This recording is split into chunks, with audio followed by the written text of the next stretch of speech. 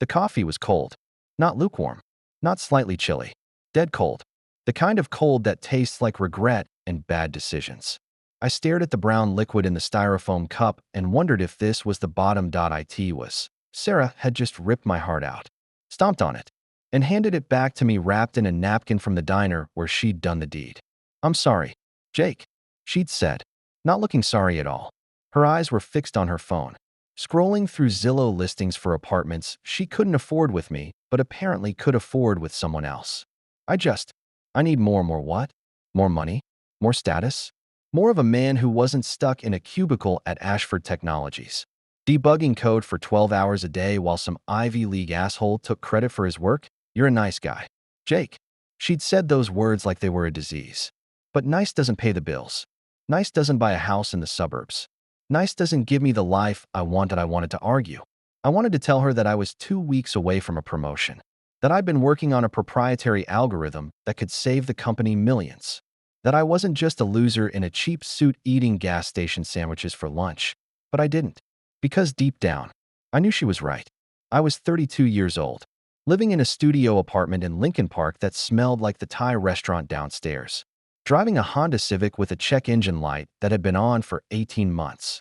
I was a cliché, the guy who peaked in college, the guy who thought hard work would eventually pay off, but forgot that the system was rigged against guys like him. I'd nodded. I'd signed the breakup text she'd prepared. I'd watched her walk out of the diner, her heels clicking on the linoleum floor like a countdown clock. And then I'd sat there, drinking cold coffee, wondering what the hell I was supposed to do now. The answer came 40 minutes later, in the form of a text message from my boss. "Doug Henderson, meeting in my office. ASAP. Bring your laptop." Great. Probably another project that needed to be finished by yesterday. Probably another weekend sacrificed on the altar of corporate greed. Probably another pat on the back and a promise of a bonus that would never materialize. I drove to work on autopilot. The streets of Chicago were slick with rain, the gray sky pressing down like a wet blanket. I parked in the garage, took the elevator to the 23rd floor, and walked past the rows of identical cubicles where identical people in identical suits stared at identical screens. Doug's office was at the end of the hall. Glass walls, big window overlooking the city. A view that was supposed to inspire, but mostly just reminded you how small you were. I knocked. "Come in." I pushed open the door and stopped dead. There was a woman sitting in Doug's chair. She wasn't supposed to be there. She was too young, too beautiful, too everything. Her hair was platinum blonde, pulled back in a severe bun that looked like it could cut glass. Her eyes were the color of Arctic ice, pale blue and utterly devoid of warmth. She wore a black pantsuit that probably cost more than my car, and her lips were pressed together in a thin line that suggested she was used to getting exactly what she wanted, exactly when she wanted it. Behind her, Doug stood against the wall, sweating like a pig. His face was pale, his tie was crooked, and he looked like he'd just seen a ghost. Mr. Carter, the woman said. Her voice was low, controlled, with an accent that screamed old money and New England boarding schools. "Sit down." I didn't sit. "Who the hell are you?" "I am Victoria Ashford." She said the name like it should mean something. And it did. Ashford. As in Ashford Technologies. The company that employed 10,000 people. The company that was worth billions. The company that was named after the family that owned it. That I'd never met an actual Ashford before. They existed in a different stratosphere. One where people flew private jets and vacationed on private islands and never, ever set foot in the cubicle farms where peasants like me toiled. "What can I do for you, Ms. Ashford?" I asked, trying to keep my voice steady. She reached into her jacket pocket and pulled out a black card. Not a credit card. Something else. Thicker. Heavier. She tossed it onto the desk, and it landed with a satisfying thud. "That," she said, "is a black card. Unlimited spending limit. Access to any bank account in the Ashford Family Trust. $10 million available immediately." I stared at the card, then at her, then back at the card. "I don't understand." "It's simple, Mr. Carter." She leaned forward, her eyes boring into mine. "Marry me. Today. Right now. And it's yours." The room went silent. I could hear the hum of the air conditioning, the distant click of keyboards, the pounding of my own heart. Is this a joke?" I asked. "Do I look like I'm joking?" She didn't.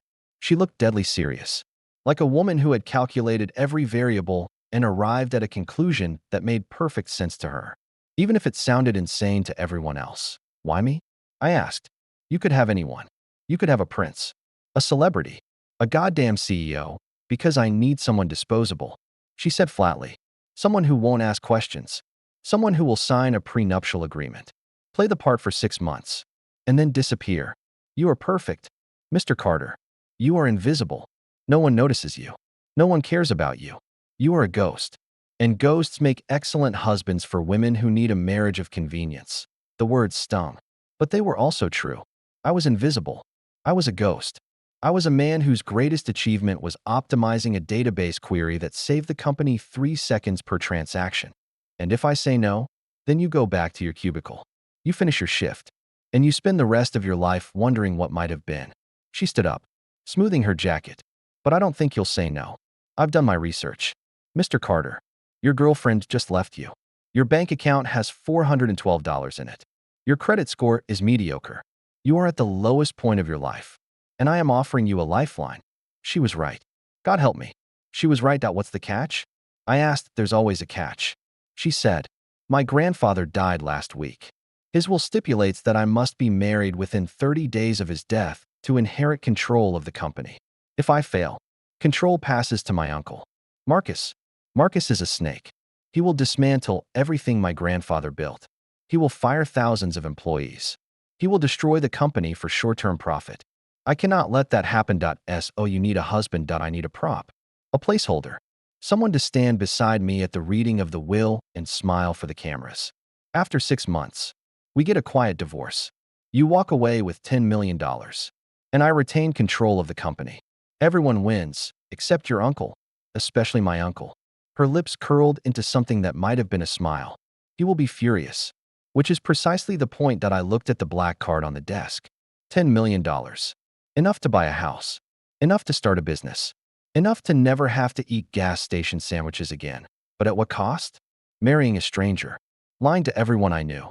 Becoming a pawn in a family war between billionaires. Then I thought about Sarah. About the way she'd looked at me with pity and contempt. About the way she'd said nice guy like it was an insult. About the way she'd chosen a richer man over me without a second thought. Fuck her. Okay. I said. I'll do it. Victoria's expression didn't change. She simply nodded, as if she'd expected nothing less. Good. We leave for City Hall in 10 minutes. My lawyer will meet us there with the paperwork. Do you have a passport? Yes. Bring it. We're going to Paris for our honeymoon tomorrow. The press needs to see us as a happy couple. Honeymoon? Don't worry.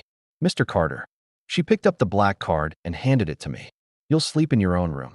This is a business arrangement, not a romance. I suggest you remember that. I took the card. It felt heavy in my hand. Heavy with possibility. Heavy with consequence. One more thing. Victoria said, pausing at the door. My uncle is dangerous. He will try to prove that our marriage is a sham. If he succeeds, I lose everything. And so do you. What happens to me if he proves it? He will destroy you. Mr. Carter. He will ruin your reputation, empty your bank account, and make your life a living hell. He has done it before. He will do it again. I need to be convincing. You need to be perfect. She looked me up and down, her gaze clinical and assessing. And you need a better suit. An hour later, I was standing in front of a judge at the Cook County Courthouse, wearing a $3,000 Armani suit that Victoria had bought off the rack at Neiman Marcus. She stood beside me, her hand resting lightly on my arm, her face arranged in a mask of serene happiness that fooled absolutely no one. I now pronounce you husband and wife. The judge said, you may kiss the bride. I leaned in. Victoria turned her head at the last second, and my lips brushed her cheek instead of her mouth. The photographer hired by Victoria's PR team snapped a picture anyway, capturing the moment for posterity. Perfect. The PR woman said, that's going to look great on the cover of People. We walked out of the courthouse into a sea of flashing cameras. Reporters shouted questions. Victoria smiled and waved, playing the role of the blushing bride. I stood beside her, feeling like a deer caught in headlights. How do you feel, Mrs. Ashford? A reporter shouted, thrilled. Victoria said, her voice dripping with false warmth. Jake is the love of my life. We can't wait to start our journey together. She squeezed my arm. Hard. It was a reminder. Play along, the love of my life. I repeated, forcing a smile. Absolutely that we got into the back of a black limousine. And the doors closed, shutting out the noise. Victoria immediately dropped the act, her smile vanishing like it had never existed. You did well, she said, not looking at me. For a first attempt. Thanks. I think. She pulled out her phone and started typing. Your things have been moved to my penthouse. You'll stay there until the divorce. I've cleared out the guest wing. Don't enter my private quarters without permission. Don't touch anything that doesn't belong to you. Don't speak to the press without my approval. Sounds like prison. It's better than prison. In prison, you don't get $10 million. She had a point. The limo pulled away from the curb, and I watched Chicago slide past the tinted windows. The buildings blurred together, gray and anonymous. Just like me. Just like my life before today. But now everything was different. I was married to a billionaire. I had a black card in my pocket. I was about to fly to Paris on a private jet, and I had absolutely no idea what I was getting myself into. My phone buzzed. A text from Sarah. I hope you're not too upset. I really do care about you, but I need to live my life. I stared at the message for a long moment. Then I typed a reply and oh, hard feelings. I'm getting married today. To Victoria Ashford. You might have heard of her. I hit send and put my phone away. 2 seconds later, it buzzed again and again and again. I didn't look. I didn't need to. I knew what Sarah was feeling now. Regret. Jealousy. The sudden realization that she'd thrown away a man who was about to become one of the most powerful people in Chicago. It felt good. Better than good. It felt like justice. But as I looked at Victoria, sitting across from me in the limo, her face illuminated by the glow of her phone screen, I realized that this wasn't just about revenge. This was about survival. I had stepped into a world I didn't understand, filled with rules I didn't know, enemies I couldn't see, and if I made one wrong move, I wouldn't just lose the money. I would lose everything, including my life. Ms. Ashford. I said. Mrs. Carter. She corrected, not looking up. We have to be consistent, right? Mrs. Carter. What happens if your uncle tries to kill me? She finally looked up, her eyes cold and unreadable. Then I suggest you learn how to fight. Mr. Carter. Because he won't stop until he wins. The limo turned a corner, and the sun broke through the clouds, casting a golden light across the city. It should have been beautiful. It should have been hopeful. Instead, it looked like the opening shot of a disaster movie, and I was the star. The penthouse was ridiculous. I'd seen pictures of luxury apartments in magazines, but I'd never actually been inside one.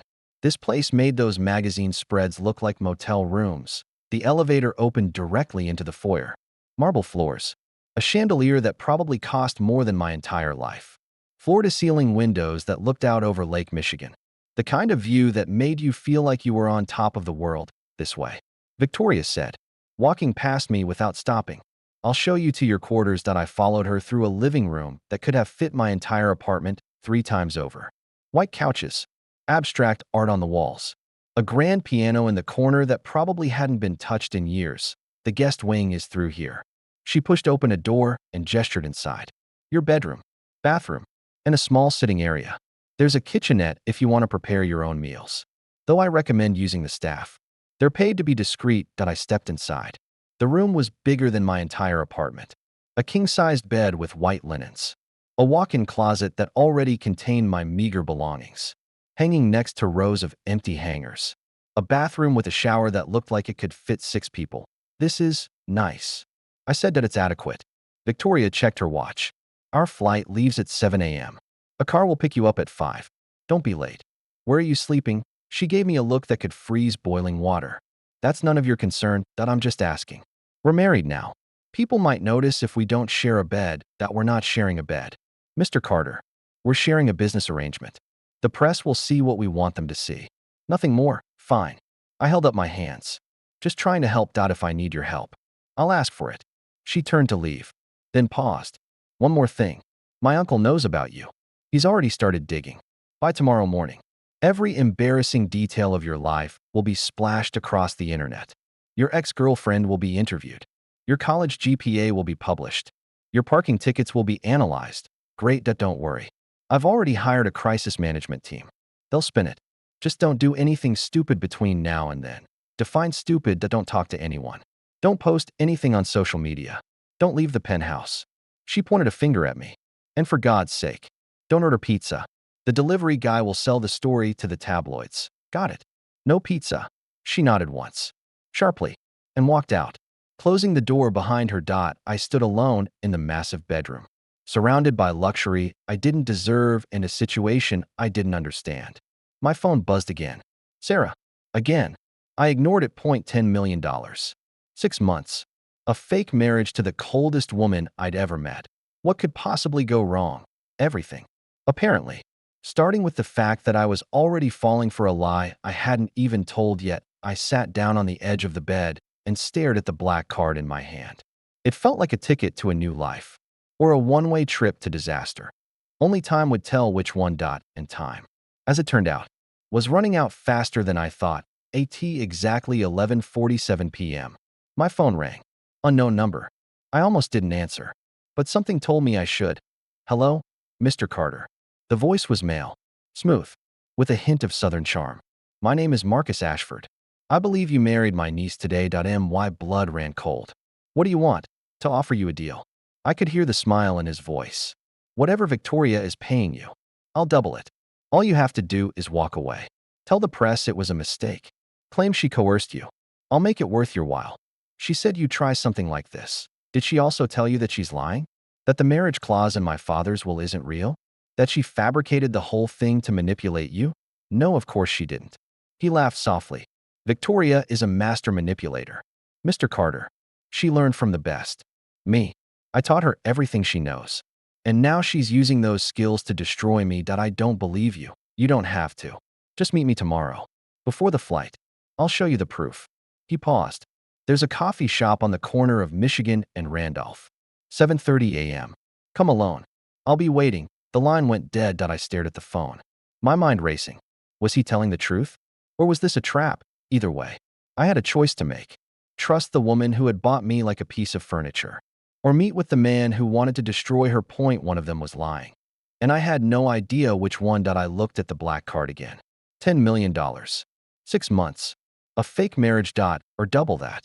And freedom. The choice should have been easy. But nothing about this situation was easy. Nothing at all. I didn't sleep that night. Not a single minute. I lay in that absurdly comfortable king-sized bed, staring at the ceiling, replaying Marcus Ashford's words over and over in my head. She fabricated the whole thing. The marriage clause isn't real. She's a master manipulator. I wanted to believe Victoria. I wanted to believe that I had made the right choice, that I was on the path to $10 million and a new life. But doubt was a poison, and Marcus had injected it straight into my veins. At 5 a.m. sharp, my phone alarm went off. I showered, dressed in the clothes that had been laid out for me, a tailored charcoal suit that fit me better than anything I'd ever worn, and walked into the living room. Victoria was already there, standing by the windows, a cup of coffee in her hand. She wore a cream-colored pantsuit that looked like it had been painted onto her body. Her hair was perfect. Her makeup was flawless. She looked like she'd been awake for hours. You're early, she said without turning around. Couldn't sleep. Nervous? Something like that. She turned and studied me for a moment. Her eyes lingered on my face, searching for something. Whatever she found, she didn't share it. The car is downstairs. Let's go. I followed her into the elevator. We rode down in silence. The tension between us was thick enough to cut with a knife. As we stepped out into the lobby, I saw a black SUV waiting at the curb. A driver in a dark suit held the door open. Victoria slid in without a word. I followed. The drive to O'Hare was quiet. Victoria scrolled through her phone, occasionally tapping out messages. I stared out the window, watching the city wake up. At 6:45 a.m. We pulled into a private hangar. A sleek Gulfstream jet sat on the tarmac, its engines already humming. 2 pilots stood at attention beside the stairs. After you, Mr. Carter, Victoria said. I climbed the stairs and entered the cabin. It was like stepping into a 5-star hotel. Leather seats, mahogany tables, a flat-screen TV, a bar stocked with expensive liquor. Make yourself comfortable, Victoria said, settling into a seat across from me. It's an 8-hour flight. 8 hours to Paris, direct. We'll arrive at Charles de Gaulle at 9 p.m. local time. A car will take us to the Ritz. Tomorrow, we have a full schedule of appearances, breakfast with the French branch of the family, lunch with the board of directors, a photo shoot for Vogue in the afternoon, and in the evening, the Ashford Foundation Gala. That sounds exhausting. It is. She picked up a tablet and began reading. But necessary. Every public appearance strengthens our narrative. Every photograph proves we're a real couple, even though we're not, especially because we're not. She looked at me over the rim of her glasses. The best lies are the ones that look like the truth that I wanted to ask her about Marcus. About the phone call. About whether she was lying to me. But I held back. If she was lying, she'd deny it. If she was telling the truth, she'd be offended. Either way, I'd learn nothing. So I waited. The plane taxied down the runway and lifted off. Chicago shrank beneath us, becoming a patchwork of streets and buildings, then disappeared entirely as we climbed into the clouds. I ordered breakfast, eggs Benedict, fresh fruit, coffee, and ate in silence. Victoria didn't eat.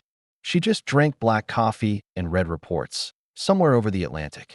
I finally worked up the courage to ask, "Can I ask you something?" She looked up from her tablet. "You just did, about your uncle. Marcus. He called me last night." Her expression didn't change, but I saw her jaw tighten. "What did he want?" "To offer me a deal. Double what you're paying me."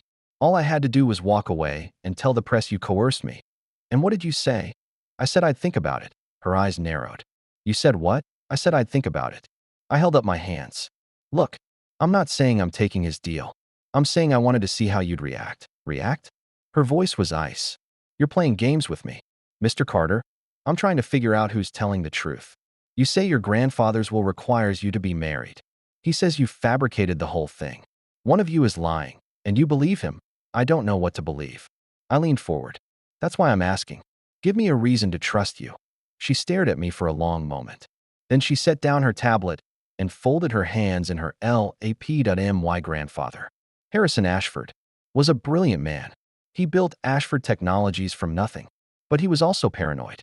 He believed that family loyalty was the only currency that mattered. When he wrote his will, he included a clause stating that any heir who wished to inherit control of the company must be married within 30 days of his death. He believed that a married person was more stable, more trustworthy, less likely to sell the company to outsiders. That sounds convenient. It was his way of controlling us from beyond the grave. She paused. Marcus knew about the clause. He's been planning for years. He has a wife, a perfect family, a perfect image. He assumed I would fail to find a suitable husband in time. He underestimated me. Or he's telling the truth. Mr. Carter. Her voice hardened. I have the legal documents. I have the will. I have witnesses. If you want to see them, I'll show them to you. But if you're going to spend the next 6 months doubting every word I say, this arrangement will fail. And if it fails, we both lose. I studied her face, looking for a crack, a tell, something that would give her away. I found nothing. "Okay," I said. "I believe you don't. But that's fine. I don't need you to believe me. I need you to act like you believe me. Can you do that?" "Yeah, I can do that." "Good." She picked up her tablet again. "Now stop wasting my time." Paris was everything I'd imagined and nothing I expected. The city of lights, the capital of romance, the playground of the rich and famous. As our car wound through the narrow streets, I pressed my face to the window like a kid on a field trip. The Ritz was a palace. Gold leaf, crystal chandeliers, uniformed staff who seemed to appear out of thin air. Our suite occupied an entire floor, with separate bedrooms connected by a shared living room. "Your room is on the left," Victoria said, handing me a key card. "Mine is on the right. We'll meet in the living room at 8 a.m. for breakfast. Don't be late. Wouldn't dream of it." She disappeared into her room without another word. I stood alone in the lavish living room, surrounded by antiques and fresh flowers. Feeling completely out of place. I checked my phone. 17 missed calls from Sarah. 12 text messages. I deleted them all without reading. Then I went to my room, collapsed onto the bed, and fell asleep within seconds. Morning came too fast. I woke to the sound of knocking on my door. Mr. Carter. Victoria's voice. Sharp. Impatient. "It's 7:30. Breakfast arrives in 30 minutes. I'm up." I lied. I dragged myself out of bed, showered, and dressed in another perfectly tailored suit that had appeared in my closet overnight.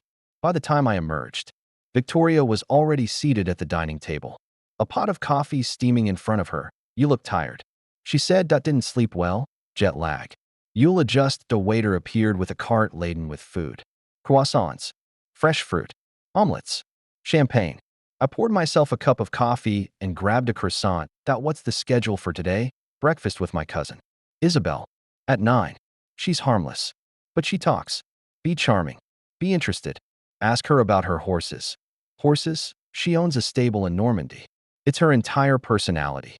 Play along. Got it. Then lunch with the board. These are serious men. They'll be watching you closely. Don't say anything controversial. Don't discuss business. If anyone asks about your background, keep it vague. Say you're a consultant. A consultant for what? Anything. Technology. Finance. It doesn't matter. Just sound confident. And the photo shoot, smile. Hold my hand. Look at me like you love me. She said it without emotion, like she was reading a grocery list. The photographer is from Vogue. He's done this before. Follow his directions. And the gala, that's the main event. She set down her coffee cup. Every major player in European finance will be there. Marcus will be there too. He'll try to provoke you. Don't let him. What if he does something worse than provocation? Then I'll handle it. Her eyes met mine. Trust me. I wanted to. I really did. Isabel Ashford was exactly as Victoria described. Blonde, bubbly, and obsessed with horses. She talked for an hour about dressage competitions, breeding programs, and the price of hay in the current market. I nodded along, asked the right questions, and laughed at her jokes. You're wonderful. Jake, she exclaimed, squeezing my arm. Victoria is so lucky to have found you. Thank you. Isabel, I'm the lucky one. Victoria shot me a look that said good job. Lunch with the board was more tense. 8 men in expensive suits sat around a mahogany table, staring at me like I was a bug under a microscope. They asked about my background, my education, my plans for the future. I kept it vague, just as Victoria had instructed. I consult on technology integration strategies, I said, repeating the line I'd rehearsed. Mostly in the fintech space. Impressive, one of the men said, though his tone suggested otherwise. And how did you meet Miss Ashford? At a conference in Chicago. Victoria interjected smoothly. He was presenting a paper on blockchain applications. I was immediately intrigued. I blinked. Blockchain? I barely knew what blockchain was. But I kept my face neutral. IT was love at first sight. I added, forcing a smile. The board members exchanged glances. I couldn't tell if they believed us or not. The Vogue photo shoot was surreal. A team of stylists descended on me, adjusting my collar, powdering my face, arranging my hair. Victoria stood nearby, being attended to by her own team. Looking like a goddess, stand closer. The photographer directed. Hold her waist. Look into her eyes. Yes. Like that. I wrapped my arm around Victoria's waist. She felt warm through the silk of her dress. Her hand rested on my chest, her fingers lightly gripping the fabric. Now kiss her cheek. The photographer said. I leaned in. Victoria turned her head slightly. And this time, she didn't pull away. My lips brushed her skin. She smelled like roses and something else. Something clean and expensive. Perfect. The camera clicked. One more. This time, look at each other like you're in love. I looked into Victoria's eyes. Ice blue. Unreadable. But for just a fraction of a second, I thought I saw something flicker there. Vulnerability. Doubt. Something human. Then it was gone. Replaced by the mask. Beautiful. The photographer said. We're done. The gala was held at the Palais Garnier, the historic opera house in the heart of Paris. Crystal chandeliers, marble columns, red velvet curtains. 1,000 of the wealthiest people in Europe, all dressed to impress. Victoria wore a midnight blue gown that hugged her curves like a second skin. Diamonds sparkled at her ears and throat. She looked like royalty, remember? She whispered as we entered. Smile. Wave. Act like you belong here. Easy for you to say. Just follow my lead. We descended the grand staircase together. Her arm linked through mine. Cameras flashed. People murmured. I felt like I was walking through a dream. Then I saw him. Marcus Ashford stood near the bar, a glass of whiskey in his hand. He was tall, distinguished, with silver hair and a politician's smile. Beside him stood a woman I assumed was his wife. Elegant and Man Wu Baoqing. Our eyes met across the room. He raised his glass in a mock toast. Don't engage. Victoria said, her voice tight. Ignore him. Easier said than done. We moved through the crowd, shaking hands, exchanging pleasantries. I smiled until my cheeks hurt. I made small talk about the weather, the wine, the architecture. I played my part, but Marcus was patient. He waited until Victoria was distracted, pulled aside by a group of investors. Then he approached me. Mr. Carter. His voice was smooth as silk. We meet at last. Mr. Ashford. I'm surprised you came. He sipped his whiskey. I thought you might have taken my offer. Your offer wasn't very generous, wasn't it? He smiled. Double what she's paying you. That's $10 million, isn't it? 20 million. Tax-free. You could disappear forever. And why would I want to disappear? Because you're in over your head. He stepped closer, lowering his voice. You think you understand what you've gotten into. You don't. Victoria is not what she seems. She's cold, calculating, ruthless. She'll use you up and throw you away. Like she used you. His smile faltered. She told you about me. I assume. The evil uncle trying to steal the company. It's a convenient narrative. Is it true? Does it matter? He shrugged. The truth is whatever she says it is. She controls the narrative. She controls the press. She controls you. Then why are you talking to me? Because I want to help you. He reached into his pocket and pulled out a business card. If you change your mind, call me.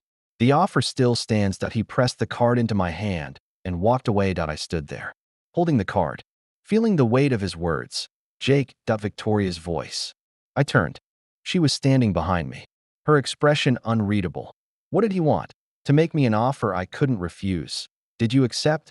No good. She took my arm. Let's dance. We danced for what felt like hours. Waltzes, foxtrots, slow dances. Victoria led, and I followed. Her body was close to mine, her breath warm against my neck. You're a good dancer. She said. 3 years of lessons in middle school. My mom made me. Your mom sounds smart. She was. I paused. She died 5 years ago. Cancer. I'm sorry. Me too. We danced in silence for a moment. The music swelled around us. Tell me something about yourself. Victoria said. Something real. Why do you want to know? Because we're married. Because we're going to spend 6 months together. Because I'd rather know the man I'm pretending to love than pretend to love a stranger. I considered her question. What was real about me? What was worth sharing? I wanted to be a pilot when I was a kid. I said. I had posters of airplanes all over my wall. I even took flying lessons once. But they were too expensive. So I quit. Why did you quit? Why not save up? Because my dad got sick. I had to help support the family. Dreams cost money. And we didn't have any. She was quiet for a moment. That's why you took my deal. The money, yeah? I looked at her. That's why I took your deal. Honesty. I appreciate that. Your turn. Tell me something real about you. She hesitated. For a moment. I thought she would refuse. Then she spoke. My mother died when I was 12. My father remarried quickly. A woman who hated me. I was sent to boarding school at 13. I've been alone ever since. Alone? You have a family. An empire. I have assets. I have obligations. I have enemies. Her voice was barely a whisper. I don't have anyone. The music ended. We stopped dancing. The crowd applauded. Victoria stepped back, her mask firmly in place. Thank you for the dance. Mr. Carter. Thank you. Mrs. Carter. She turned and walked away, disappearing into the crowd. I stood alone on the dance floor, surrounded by 1,000 people, feeling more isolated than ever. The after-party was smaller, more intimate. Only the inner circle remained. Family members, close friends, key business partners. I found myself standing near the bar, nursing a glass of champagne, when a familiar voice spoke behind me. You're the husband. I turned. A woman stood there, maybe 50, with sharp features and intelligent eyes. She wore a simple black dress and minimal jewelry. She looked like she belonged in a boardroom, not a ballroom. Guilty. I said. I'm Margaret Ashford, Victoria's aunt. Nice to meet you. Likewise. She studied me with obvious curiosity. You're not what I expected. What did you expect? Someone more ambitious. You seem like a decent man. I'll take that as a compliment. You should. She sipped her wine. Victoria needs decent people around her. She spent too long surrounded by sharks. Are you a shark? I'm a survivor. She smiled thinly. There's a difference. I'll keep that in mind, Dio. She set down her glass. Be careful tonight. Marcus is planning something. I don't know what, but I know him. He doesn't give up easily. Thanks for the warning. Don't thank me. Just survive. She walked away, leaving me alone with my thoughts. The trouble started at midnight. I was in the restroom, washing my hands, when the door burst open. 2 men entered. Large men. Men who looked like they were paid to break things. Mr. Carter. The larger one said. Mr. Ashford would like a word. I'm busy. This isn't a request. They moved toward me. I backed against the sink, looking for a weapon. There was nothing. Gentlemen, I said, trying to keep my voice calm. This is a misunderstanding. Misunderstanding. The big man grabbed my arm. You're coming with us. I reacted on instinct. I twisted my arm free, swung my fist, and caught him in the jaw. He stumbled back. Surprised, the second man lunged. I dodged, grabbed a bottle of cologne from the counter, and smashed it over his head. He crumpled to the ground. The first man recovered. He charged at me, fist swinging. I blocked one punch, took another to the ribs, and gasped. Then the door burst open again. Victoria stood in the doorway. A security guard behind her. Stop, she said. The big man froze. Victoria walked toward him, her heels clicking on the tile floor. Get out, she said. Tell Marcus that if he touches my husband again, I'll bury him. The man looked at me, then at Victoria, then back at me. He nodded once and left, dragging his unconscious partner with him. Victoria turned to me. Are you okay? I think he cracked a rib. Let me see. She stepped closer, her hands reaching for my shirt. I flinched. I'm fine. You're not fine. You're bleeding. I looked down. There was blood on my knuckles. I hadn't noticed that. It's not mine. Good. She stepped back. We're leaving. Now, what about the gala? It's over. She took my arm. You've done enough. We rode back to the Ritz in silence. Victoria sat rigidly beside me, her hands clasped in her lap. He won't try again tonight, she said finally. But he will try again. I know. You handled yourself well. Thanks. I mean it. She looked at me. Most men would have frozen. You fought back. I didn't have a choice. There's always a choice. She paused. You chose to fight. That means something. I didn't know what to say. So I said nothing. We arrived at the hotel.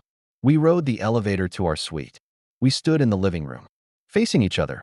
Get some sleep, Victoria said. Tomorrow will be long. What's tomorrow? More appearances, more meetings, more pretending. She turned toward her room. Welcome to my life, Mr. Carter. Jake. She paused. Call me Jake. We're married. After all. She looked at me. For a moment, the ice in her eyes thawed. Good night, Jake. Good night, Victoria. She disappeared into her room. I stood alone in the living room, surrounded by luxury, feeling like I'd just survived a war. And I had a feeling the war was just beginning. I woke up sore. My ribs ached where Marcus's goon had landed that punch. My knuckles were bruised from connecting with his jaw. I sat up slowly, testing my body, and decided I would live. Barely. There was a knock at my door. Not Victoria's sharp rap. Softer. More hesitant. Come in. The door opened. A hotel staff member in a crisp uniform stood there, holding a tray. Your breakfast, Mr. Carter. Mrs. Ashford requested it be sent up. Thanks. He set the tray on the table and left. I looked at the spread. Fresh croissants, fruit, coffee, orange juice. A single rose in a crystal vase. I wondered if the rose was Victoria's idea or the hotel's. I ate alone. Scrolling through my phone, the news was already breaking. Photos from the gala. Victoria and I dancing. Victoria and I arriving at the Opera House. Headlines calling us Chicago's new power couple. Then I saw it. A smaller article, buried at the bottom of the gossip section. But it was there. Who is Jake Carter? Inside, the mysterious new husband of Victoria Ashford. The article was light on facts, but heavy on speculation. It mentioned my job at Ashford Technologies, my modest apartment, my recent breakup with Sarah. It painted me as a gold digger, a fortune hunter, a nobody who had somehow snagged the biggest prize in Chicago. I threw my phone onto the bed and stared at the ceiling. This was just the beginning.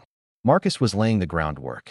First the whispers, then the accusations, then the proof. I needed to talk to Victoria. I found her in the living room, dressed in a severe black pantsuit, her hair pulled back tighter than usual.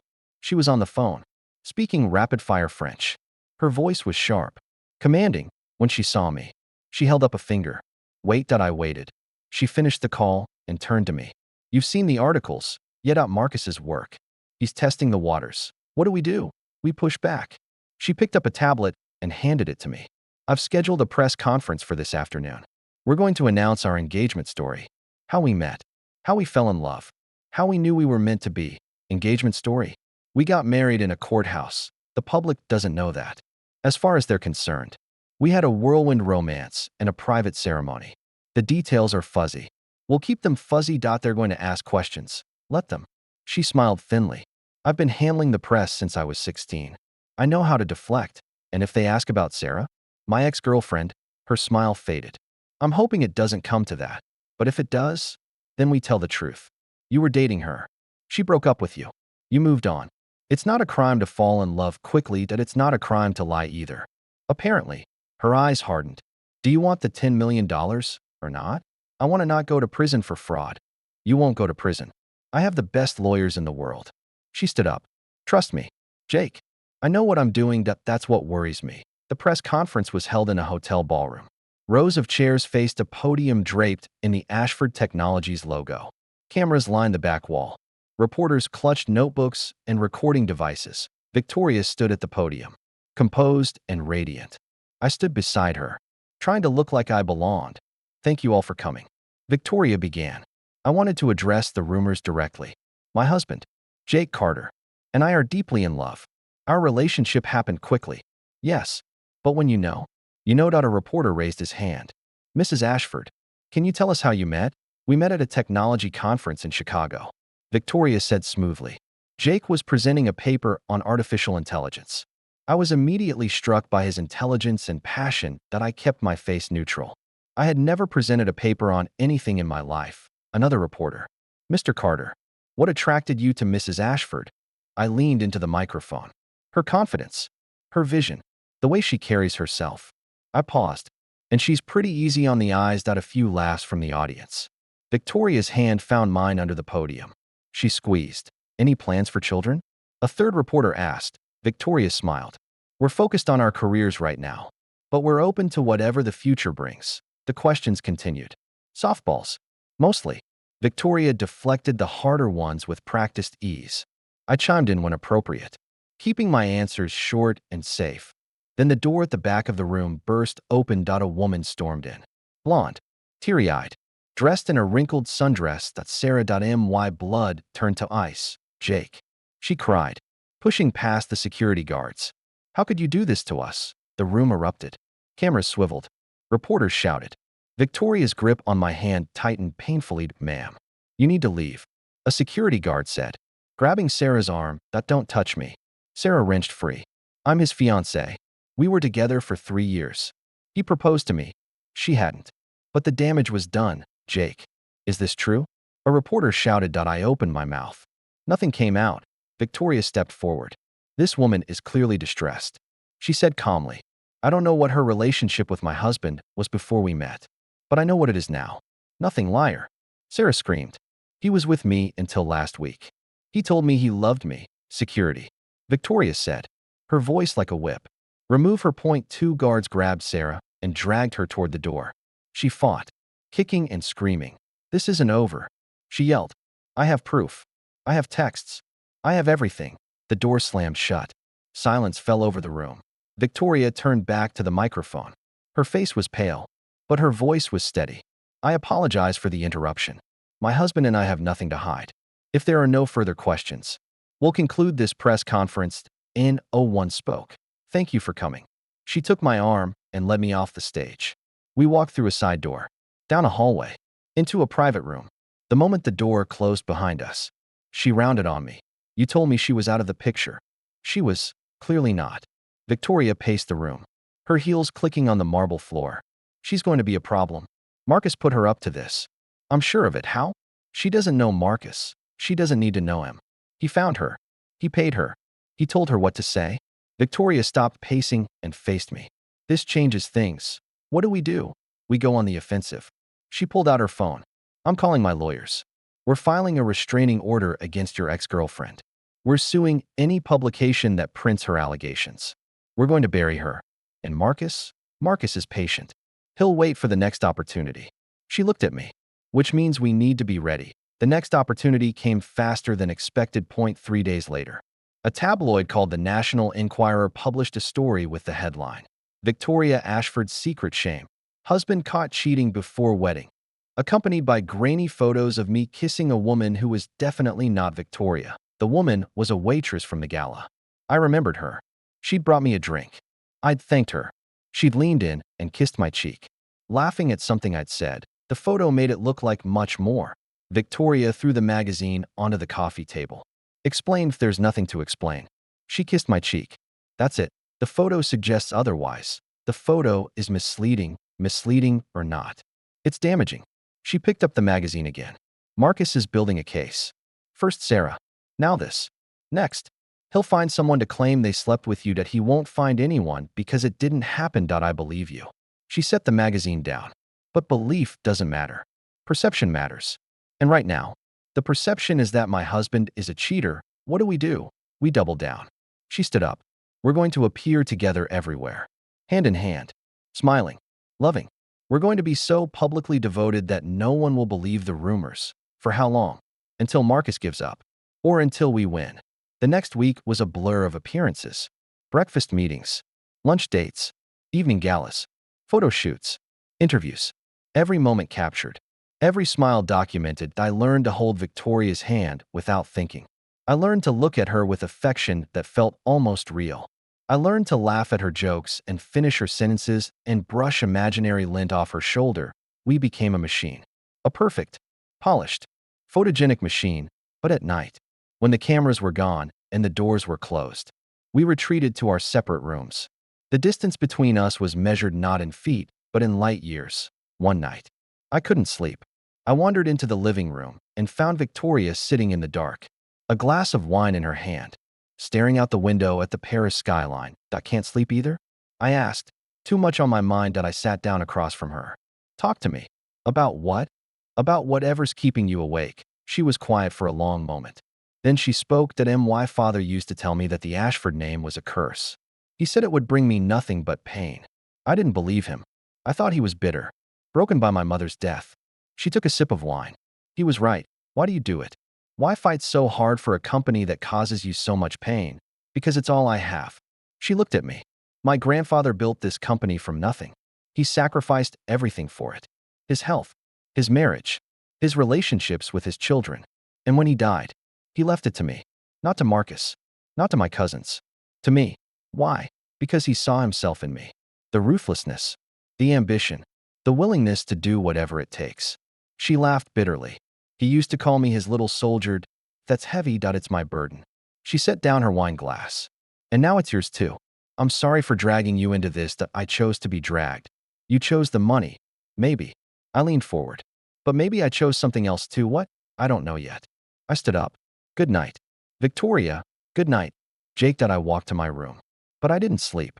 I lay in bed, thinking about her words, thinking about the weight she carried, thinking about the woman behind the ice, and wondering if I was starting to see her differently. The crisis hit 2 days later. I was in the living room, reviewing the schedule for the day, when Victoria burst through the door. Her face pale. Marcus called an emergency board meeting. When? Today? In 2 hours. Why? She held up her phone. He has evidence. He claims he can prove our marriage is a sham. My stomach dropped. What kind of evidence? He wouldn't say. But he sounded confident. She paced the room. He's going to present it to the board. If they vote against me, I lose control of the company. What do? We go to the meeting. We face him. She stopped pacing and looked at me. And we pray that whatever he has isn't enough. The boardroom was on the top floor of the Ashford Technologies headquarters in London. A massive glass table dominated the center of the room. 12 chairs surrounded it, each occupied by a member of the board. Marcus sat at the head of the table, a smug smile on his face. Beside him sat a stack of papers. Victoria and I took our seats at the opposite end. Thank you for joining us. Victoria, Marcus said. I know this is unexpected. Get on with it. Marcus, very well. He picked up the stack of papers. I have here a sworn affidavit from a former employee of the Cook County Courthouse. He confirms that your marriage license was filed under unusual circumstances. Specifically, that there was no prior application, no waiting period, and no witnesses beyond a single photographer. The judge approved it. That's all that matters. The judge was paid off. Victoria, we both know it. That's a serious accusation, that it's a serious situation. Marcus set down the papers. But that's not all. I also have testimony from a private investigator who observed you and Mr. Carter in Paris. According to his report, you occupy separate bedrooms. You rarely touch in private. Your interactions are cold and businesslike. That we value our privacy. You value your deception. Marcus leaned forward. The truth is simple. Victoria, this marriage is a fraud. You married this man to satisfy grandfather's will. You have no real relationship. And I can prove it. The board members murmured among themselves. Victoria. The chairman said, do you have anything to say? Victoria stood up. Her voice was steady, but I could see her hands trembling. Marcus is grasping at straws. My marriage is real. My husband and I love each other. The fact that we prefer privacy does not change that. Then prove it. Marcus said. Show us that this marriage is real. How? Kiss him. Marcus smiled. Right now? In front of all of us. Kiss him like you mean it. The room went silent. Victoria looked at me. I looked at her. She walked around the table. Slowly. Deliberately. Her heels clicked on the marble floor. She stopped in front of me. Her eyes searched mine. Then she grabbed my face with both hands and kissed me. It was not a gentle kiss. It was not a staged kiss. It was fierce, passionate, desperate. Her lips pressed against mine. Her body pressed against mine. Her fingers tangled in my hair. I kissed her back. I wrapped my arms around her waist. I pulled her closer. For a moment, I forgot about the board. I forgot about Marcus. I forgot about the $10 million. All I felt was her. She pulled away, breathless. Her cheeks were flushed.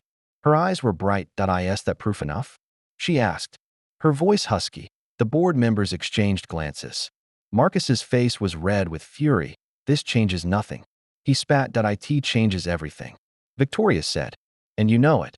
She took my hand and led me out of the boardroom. We didn't speak until we were in the elevator. Doors closed. Descending. Then she turned to me. I'm sorry. She said. For what? For putting you in that position. I'm not complaining. She looked at me. Really looked at me. Her eyes softened. Neither am I. The elevator doors opened. We walked out into the lobby, hand in hand. And for the first time, it didn't feel like an act. That night, we had dinner in the hotel restaurant. Candlelight, wine, soft music. We talked about nothing and everything. Our childhoods, our dreams, our fears. She told me about her mother's funeral. I told her about my father's illness. She told me about the loneliness of being at the top.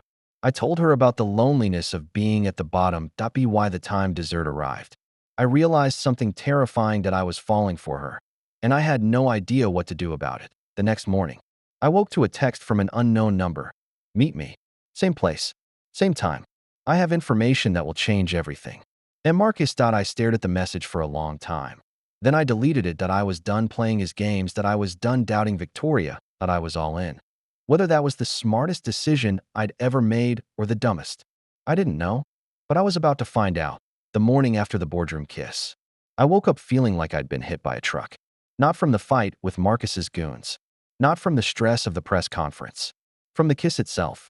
I couldn't get it out of my head. The way her lips felt. The way her body pressed against mine. The way she looked at me afterward. Like she was seeing me for the first time. I lay in bed, staring at the ceiling, replaying the moment over and over. It was supposed to be an act, a performance for the board. But somewhere in the middle of it, something had shifted. I felt it. And I was pretty sure she felt it too.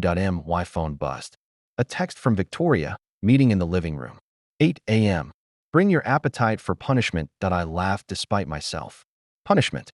That sounded about right. I showered, dressed, and walked into the living room. Victoria was already there, sitting at the dining table, a cup of coffee in front of her. She looked fresh, composed, completely unbothered by the fact that she had kissed me senseless less than 24 hours ago. Good morning, she said, not looking up from her tablet. Morning, sit, eat. We have a long day ahead. I sat down across from her.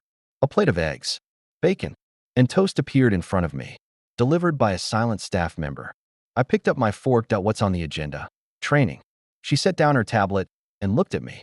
Real training, not the superficial stuff I've been feeding you. If we're going to survive Marcus's next attack, you need to be more than just a convincing actor.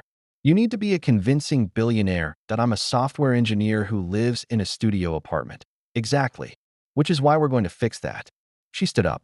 Finish your breakfast. We leave in 30 minutes. The first stop was a tailor in the 8th arrondissement. A tiny shop tucked between a bakery and a bookstore, with no sign outside and no indication that it was anything special. But the moment we walked in, I knew I was in a different world. The tailor was an elderly man with nimble fingers and sharp eyes. He looked me up and down like I was a piece of meat, too narrow in the shoulders. He said to Victoria, as if I weren't there, the suit he's wearing is off the rack. It doesn't fit. I know. Victoria said, fix him. The tailor circled me. He pinched the fabric at my shoulders. He tugged at my sleeves. He muttered something in French that I was glad I didn't understand. 3 weeks. He said, you have one. Impossible. Then make it possible. Victoria's voice was steel. Charge me double. Triple. I don't care. He needs to look like he belongs in my world. The tailor sighed.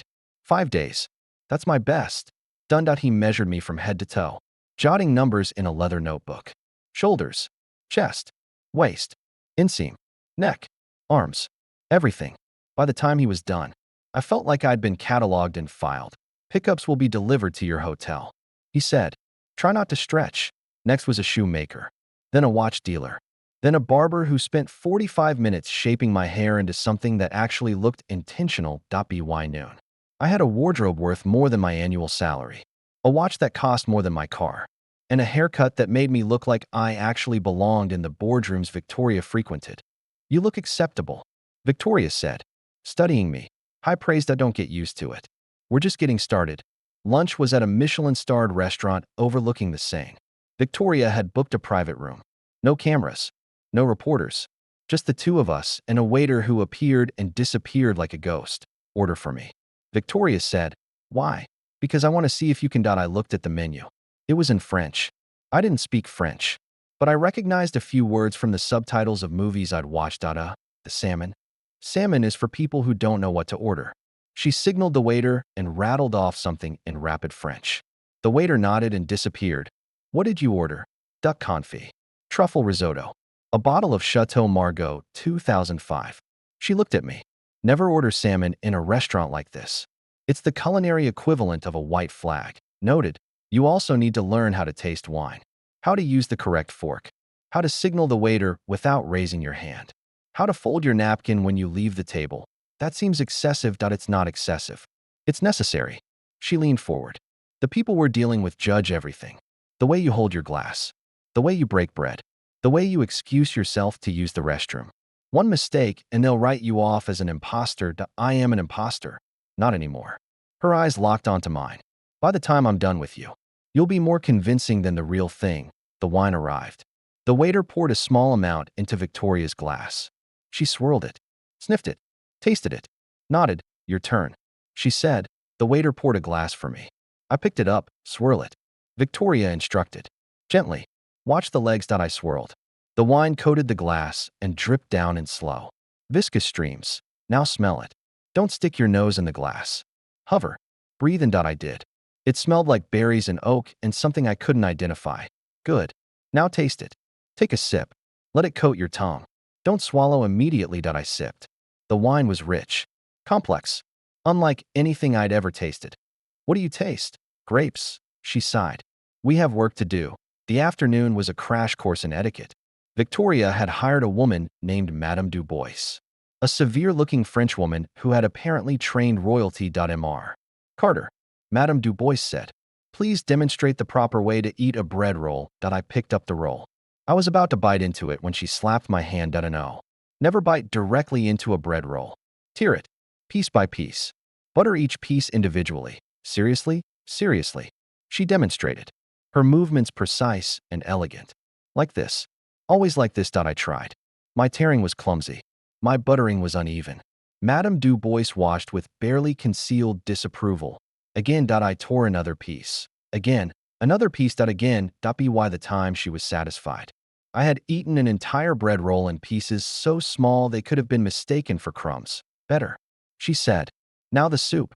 The soup was served in a wide, shallow bowl. I reached for my spoon. Wait, Madame Dubois said. Observe the angle. The spoon moves away from you, not toward you. And you sip from the side of the spoon, not the tip. Who made these rules? The French. Hundreds of years ago. They are not optional. I dipped the spoon into the soup. I moved it away from me. I sipped from the side. Soup dribbled down my chin. Madame Dubois closed her eyes. Again. By the time dinner rolled around, I was exhausted. My brain was full of rules I would never remember. My fingers were sore from practicing knot techniques on a necktie. My back ached from sitting up straight for 6 hours straight. This is impossible, I said, slumping in my chair. Sit up. Victoria said automatically. I can't. I'm dying. You're not dying. You're learning. She poured me a glass of water. Drink. Hydrate. We have more work to do tonight. More? What else is there? Conversation. Topics. Things you need to know to sound intelligent at dinner parties. I already know how to sound intelligent. I just don't know if that's going to change. She pulled out a stack of note cards. I've compiled a list of subjects you should be familiar with. Art, history, economics, wine, opera, sports that rich people play. Rich people play sports, tennis, golf, sailing, skiing, polo. If you're feeling adventurous that I don't know how to do any of those things, then you'll learn. She handed me the cards. Start memorizing. I'll quiz you in an hour. I looked at the cards. There were at least 50 of them, each one covered in dense handwriting. Victoria, this is insane. This is survival. Her voice softened. I know it's hard. I know it feels overwhelming. But Marcus is not going to stop. He's going to keep digging, keep probing, keep looking for weaknesses. And the weakest link in our chain is you. Thanks. I'm not saying it to be cruel. I'm saying it because it's true. She leaned forward. But I believe you can do this. I wouldn't have chosen you if I didn't. You chose me because I was disposable. That was the original plan. She paused. Plans changed. I looked at her. For a moment, the Ice Queen facade cracked. I saw something underneath. Uncertainty. Hope. Maybe even affection. Okay. I said. Quiz me. The next 3 days were a blur of lessons. Madame Du Bois returned each morning to drill me on etiquette. In the afternoons, I studied the note cards Victoria had given me. In the evenings, she tested me. What is the capital of Uzbekistan? Tashkent. Name 3 impressionist painters. Monet, Renoir, Degas. Explain the concept of compound interest. Interest earned on both the principal and the accumulated interest from previous periods. Describe the proper way to decline a second glass of wine at a formal dinner. Thank you. But I'm driving. Or, I'm afraid I have an early meeting. Never say you don't want it. That implies judgment of the host's selection. Good. She marked something on her clipboard. You're improving. I feel like my brain is melting. That's normal. Growth is uncomfortable. Easy for you to say. You grew up with this. I grew up with it. But I didn't master it overnight. She set down her clipboard. My grandmother used to make me practice walking with a book on my head. Every day for an hour. If the book fell, I had to start over. That sounds terrible. It was. But it taught me discipline. She looked at me. Discipline is what separates the winners from the losers in my world. You have it. I saw it in the boardroom. The way you adapted. The way you fought back against Marcus's men. You have raw potential. You just need refinement. Thanks. I think that IT was a compliment. Take it. On the 4th day, Madame Du Bois announced that I was ready for a test. A real dinner party. Victoria explained. Invited guests. Formal setting. You'll be under observation the entire time. Whose guests? Mine. Business associates. Old family friends. People who will report back to Marcus about how you performed. Pressured. There's always pressure. She handed me a suit bag. Wear this. It arrived from the tailor this morning. I unzipped the bag. Inside was a navy blue suit. Perfectly tailored.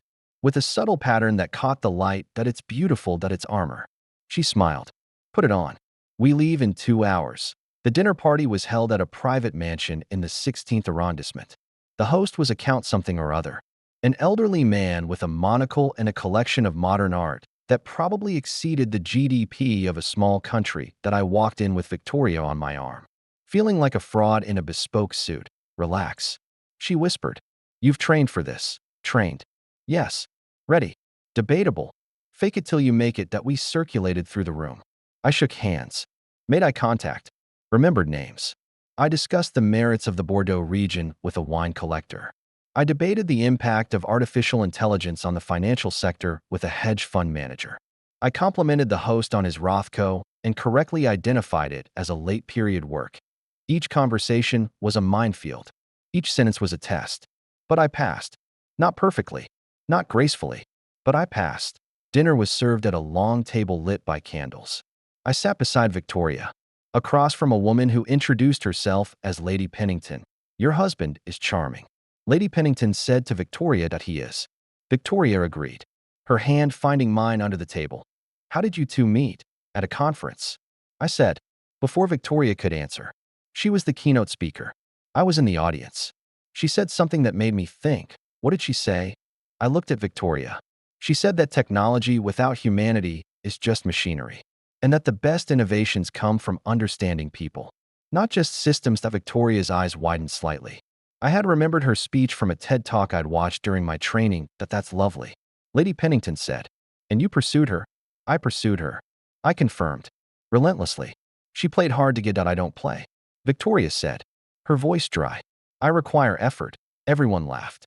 The conversation moved on, under the table. Victoria squeezed my hand. After dinner, the guests retired to the drawing room for digestives. I found myself standing by the fireplace, a glass of cognac in my hand, when an older man approached me. Mr. Carter. Yes, I'm Harold Finch. I was a friend of Harrison Ashford's. Nice to meet you. Mr. Finch, please. Call me Harold. He studied me over the rim of his glass. I have to admit, I was skeptical when I heard about the marriage. Victoria is particular. I didn't think she would settle down with anyone. She didn't settle down. She leveled up. Harold laughed. I like you. You have spirit. Thank you. Be careful. Though. His voice dropped. Marcus is not a man who accepts defeat gracefully. He will try again. And next time, he won't miss that. I'll keep that in mind. Do. He patted my shoulder. Victoria deserves happiness. Don't let Marcus take it from her. He walked away, leaving me alone with my thoughts. We left the party at midnight. The car ride back to the hotel was quiet. Victoria stared out the window, her reflection ghostly in the glass. You did well tonight, she said. Thanks. I had a good teacher, Madame Du Bois. Her too. I paused. I meant you. She turned to look at me. The streetlights cast shifting shadows across her face. You're different than I expected. Jake Carter. Different how? Better. She smiled. A real smile. Small, but genuine. I didn't think you would take this seriously. I thought you would coast, collect your money, and disappear. But you're trying. Really trying. I made a deal. I intend to keep it. Deals are easy. Commitment is hard. She looked back out the window. Thank you for committing. You're welcome. We rode the rest of the way in silence. But it was a comfortable silence. The kind that doesn't need to be filled. Back at the hotel, we stood in the living room, facing each other. Same time tomorrow? I asked. Actually, tomorrow is different. She hesitated. I have a meeting in Geneva. I'll be gone for 2 days. Oh, you'll be fine. Madame Du Bois will continue your training. And I've arranged for a personal trainer to work on your physical fitness. Personal trainer? Marcus's men won't give you a second chance. If they come for you again, I want you to be able to defend yourself. If that's thoughtful, that it's practical. She turned toward her room. Good night. Jake. Good night. Victoria. She paused at her door. Jake? Yeah. Thank you. For everything. Anytime. She disappeared into her room. I stood alone in the living room. The memory of her smile burned into my mind. I was in trouble. Deep trouble. The next 2 days were brutal. Madame Du Bois pushed me harder than ever. The personal trainer, a former Special Forces operative named Jean-Luc, put me through workouts that left me unable to lift my arms above my head. But I endured. I learned. I improved. On the second night, I received a text from Victoria. Coming home tomorrow. Flight lands at 3 p.m. Pick me up. I replied. Yes. Ma'am. Her response came instantly. Don't call me ma'am. Makes me feel old. I grinned. Yes. Mrs. Carter. She sent back a single emoji.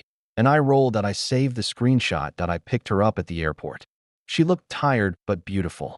Her hair slightly disheveled. Her suit rumpled from the flight. Welcome back. I said. Thank you. She climbed into the car. Anything happened while I was gone? Madame Du Bois tried to teach me how to fold a napkin into a swan. I failed. That's disappointing. I was hoping for a swan.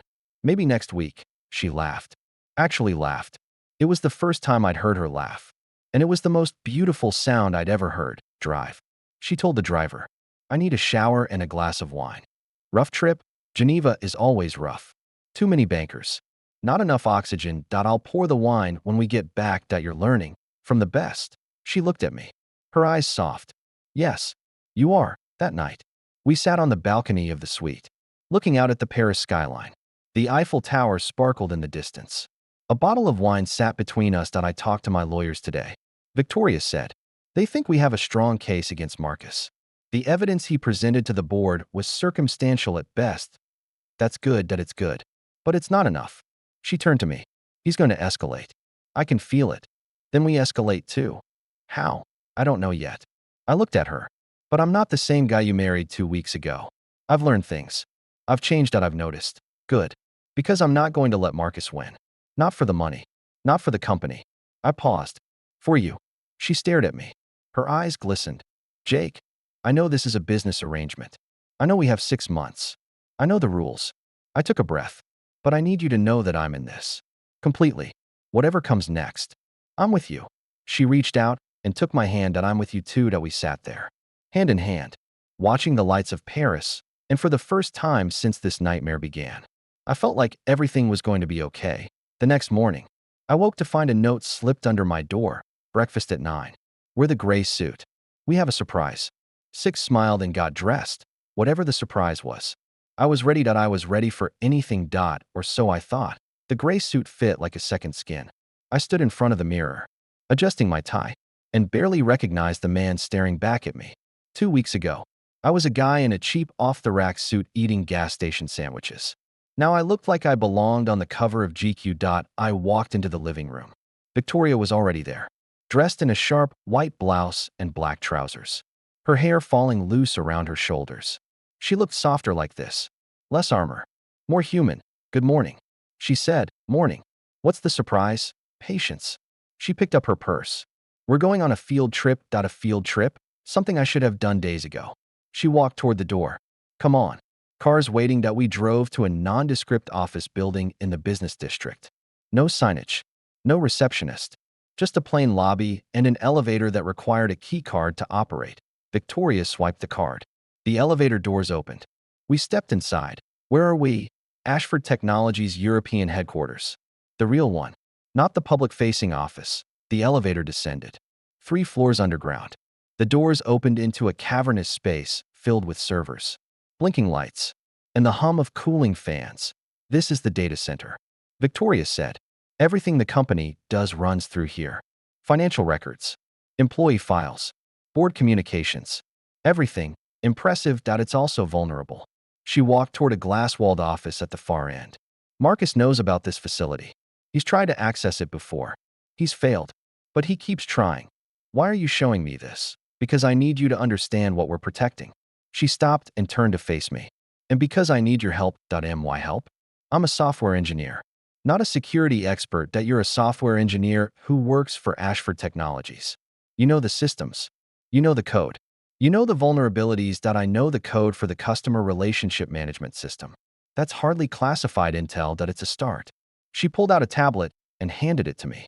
I've been monitoring Marcus's activities. He's been communicating with someone inside the company. Someone who has access to sensitive information. A mole. Exactly. I need you to find out who it is. Victoria. That's not my area of expertise. I build databases. I don't spy on people. You're smart. You're resourceful. And you're the only person I trust. Her eyes met mine. Please, Jake. I need you. I looked at the tablet, then at her, then back at the tablet. What am I looking for? Unusual login patterns. Data transfers that shouldn't be happening. Emails to external addresses that don't match company protocols. She paused. I've already flagged a few anomalies, but I need someone who understands the system architecture to dig deeper. I'll do what I can. Thank you. She touched my arm. I knew I could count on you. I spent the next 3 hours in the data center, hunched over a terminal, sifting through logs and access records. Victoria had given me administrative credentials that granted me access to systems I didn't even know existed. The anomalies she'd flagged were subtle. A login from an IP address that didn't match the employee's location. A file download that occurred at 3 a.m. An email sent to a domain registered in the Cayman Islands. I traced each one. Cross-referenced timestamps. Compared access patterns. By noon. I had a name, Richard Davies, Vice President of Strategic Operations, 15-year veteran of the company, trusted lieutenant of the Ashford family, and apparently, Marcus's mole. I found the evidence in the metadata of a series of encrypted emails. Davies had been forwarding confidential board materials to an external account for the past 6 months. The account was registered to a shell company that traced back to Marcus. I printed the evidence and walked back to Victoria's office. I found him. She looked up from her computer. Who? Richard Davies. Her face went pale. Are you sure? Positive. I handed her the printouts. He's been feeding Marcus information for months.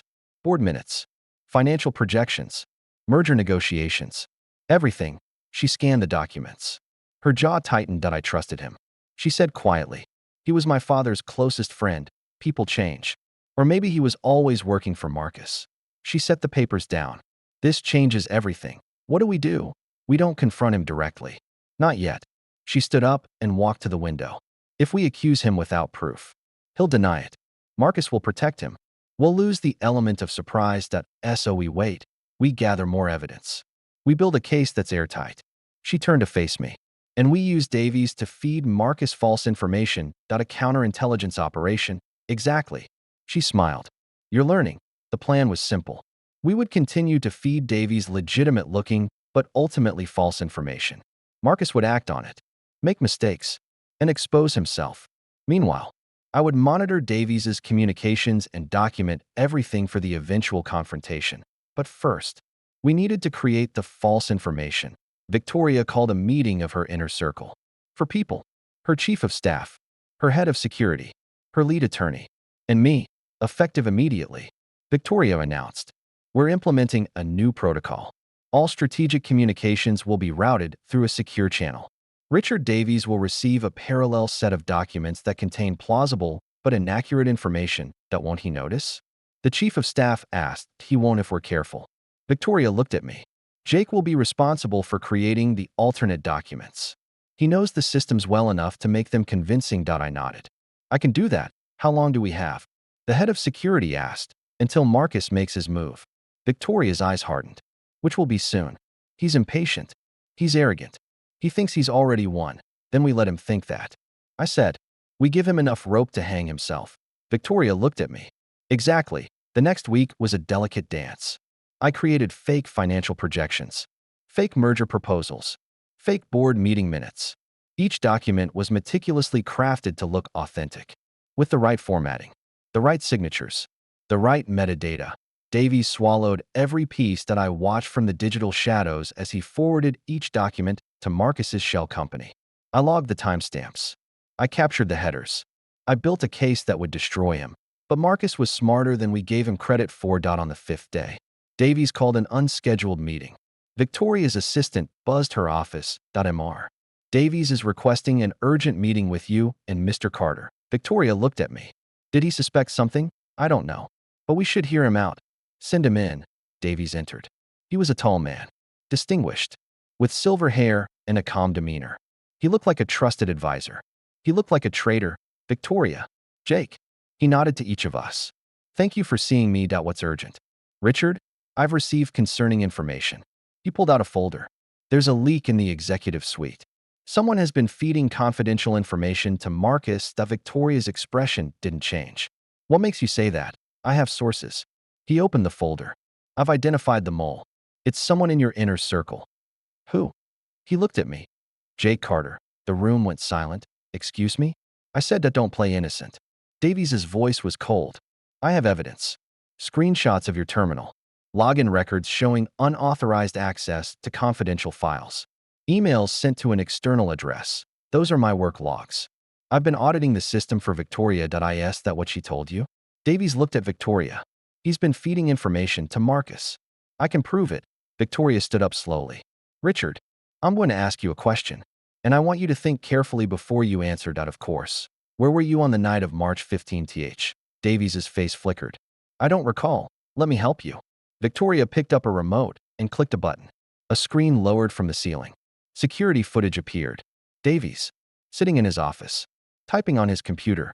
The timestamp showed 3 a.m. I was working late. You were sending an encrypted email to a shell company registered in the Cayman Islands. Victoria's voice was steel. I have the logs. I have the headers. I have the content of every message you've sent to Marcus for the past 6 months. Davies's face went white. You're bluffing. I never bluff. Victoria pressed another button. Documents appeared on the screen. Copies of Davies's emails. Copies of the attachments. Copies of the shell company registration. I can explain. You can try. Victoria sat down. But I suggest you start telling the truth. Because the only thing standing between you and a federal indictment is my goodwill. Davies looked at me.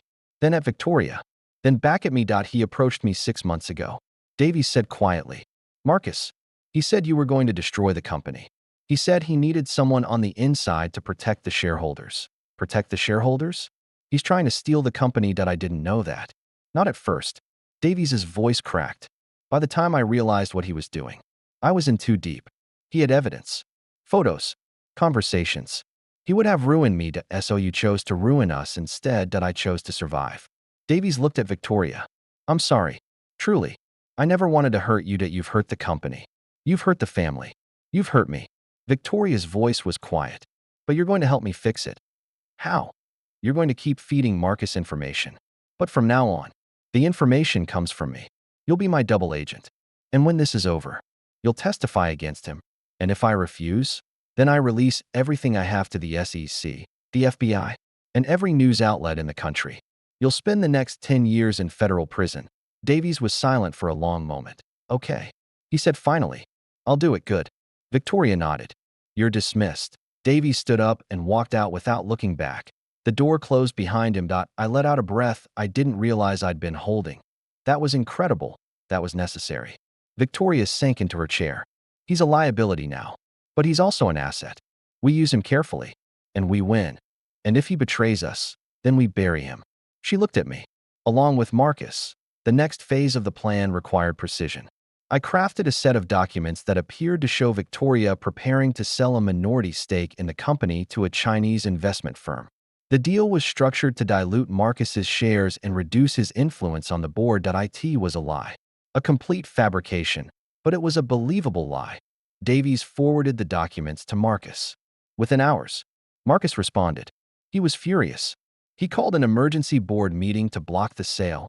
Perfect. Victoria said when she heard. He's walking right into the trap. What happens at the board meeting? I present the fake deal. Marcus objects. He overplays his hand. He reveals that he knows about the deal before he should have known. She smiled. And then I produce the evidence that Davies has been feeding him information. He'll deny it. He can deny all he wants. But the evidence will speak for itself. She leaned back. By the end of that meeting, Marcus will be stripped of his board position, and Davies will be fired. And then we win. The board meeting was scheduled for Thursday. 3 days away. 3 days of preparation, of tension, of waiting. I spent those days in the data center, refining the evidence, ensuring that every piece of the puzzle fit together. Victoria spent the meeting with lawyers, preparing her case, rehearsing her presentation. On Wednesday night, we had dinner in the suite. Room service, steak and wine, quiet conversation. Are you nervous? I asked. I'm always nervous before a board meeting. It's part of the job. This one is different. Yes. This one decides everything. I reached across the table and took her hand. You're going to win. I've seen you in action. You don't lose. She looked at our joined hands. You have a lot of faith in me. Someone has to. She smiled. A real smile. Thank you, Jake. Anytime. Mrs. Carter. The board meeting was held in the same room where Marcus had challenged us before.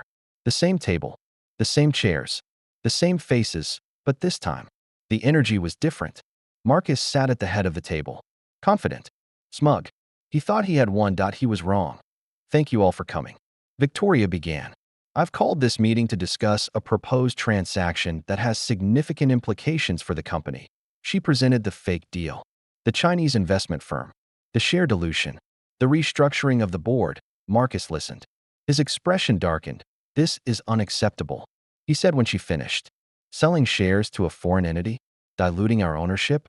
This goes against everything our father stood for. Our father understood the importance of growth. Victoria countered. This deal positions us for expansion into Asian markets. It's a strategic necessity. It's a betrayal. It's business. Marcus stood up. I have evidence that this deal is being rushed through without proper due diligence. I have evidence that you've been hiding information from the board. Really? Victoria's voice was calm. What evidence? Marcus produced a folder. Documents obtained from a reliable source within the company. They show that you've been negotiating this deal in secret for months, without board approval, without transparency. And who is your reliable source? I'm not at liberty to say. Then let me help you. Victoria pressed a button on her tablet. The screen behind her lit up. These are emails from Richard Davies to a shell company controlled by you. They show that you've been receiving confidential board materials for the past 6 months. The room erupted. Marcus's face went red. That's a lie.is it? Victoria clicked again. Audio played. Davies's voice. Clear and unmistakable. Marcus approached me 6 months ago. He said he needed someone on the inside to protect the shareholders. The room went silent. Richard Davies has confessed. Victoria said. He's agreed to testify against you in exchange for leniency. You've been exposed. Marcus stood frozen. His eyes darted around the room, looking for an escape, but there's more. Victoria continued. I have financial records showing that you've been siphoning company funds into personal accounts. I have witness statements from former employees who you intimidated into silence. I have enough evidence to send you to prison for the rest of your life. You can't do this that I already have. Victoria stood up. The board will now vote on your removal. I suggest you leave before the results are announced. Marcus looked at the board members. One by one. They looked away. He had lost. He gathered his papers and walked out without a word. The door closed behind him. Victoria turned to the board. Shall we proceed with the vote? The vote was unanimous. Marcus was removed from the board. Davies was terminated. Victoria's control of the company was absolute. That night, we celebrated in the suite. Champagne, caviar, the works. You did it, I said, raising my glass. That we did it. Victoria clinked her glass against mine. I couldn't have done this without you. Sure you could have. You're a force of nature, maybe. But having someone I trust by my side made it easier. She looked at me. Thank you, Jake, for everything. Any time that we drank. We laughed. We talked about the future for the first time since this began. I felt like we had a real chance. The next morning, I woke to a text from an unknown number. Congratulations. You've won a battle. But the war is far from over. I stared at the message. Marcus wasn't done. Neither was I. I deleted the text and got dressed. The war was far from over. But I was ready to fight. The morning after Marcus's defeat, I woke up feeling like I'd run a marathon. My body was sore. My mind was foggy. But there was a lightness in my chest that I hadn't felt in weeks. We had won. Marcus was out. Victoria was in control. The company was safe. I rolled over and checked my phone. The text from Marcus was still there, burned into my memory. The war is far from over. I deleted it again and told myself it was just sour grapes. A defeated man lashing out. Nothing more. I showered, dressed, and walked into the living room. Victoria was already there, sitting at the dining table, surrounded by newspapers. She looked up when I entered. You're smiling. She said. Am I? Like a fool in love. I'm just happy. We won. We won a battle. She set down the newspaper. Marcus is wounded. But he's not dead. He still has allies on the board. He still has resources. He still has his share of the company. Then we keep fighting. Yes. She stood up. But first, breakfast. I'm starving. We ate together. Croissants, fruit, coffee, normal conversation. For a few minutes, we were just two people having a meal. Not a billionaire and her fake husband plotting corporate warfare. It felt good. It felt real. The peace lasted exactly 3 days. On the fourth day, Victoria burst into my room at 6 a.m., her phone in her hand. Her face pale. He's moving. Who? Marcus. She shoved the phone toward me. He's launched a hostile takeover bid. He's using a shell company to buy up shares on the open market. He's already acquired 15%. I sat up, rubbing my eyes. How is that possible? He was removed from the board. He's not acting as a board member. He's acting as a shareholder. He still owns 20% of the company personally. Combined with what he's buying, he could gain a controlling interest. What do? We fight. She paced the room.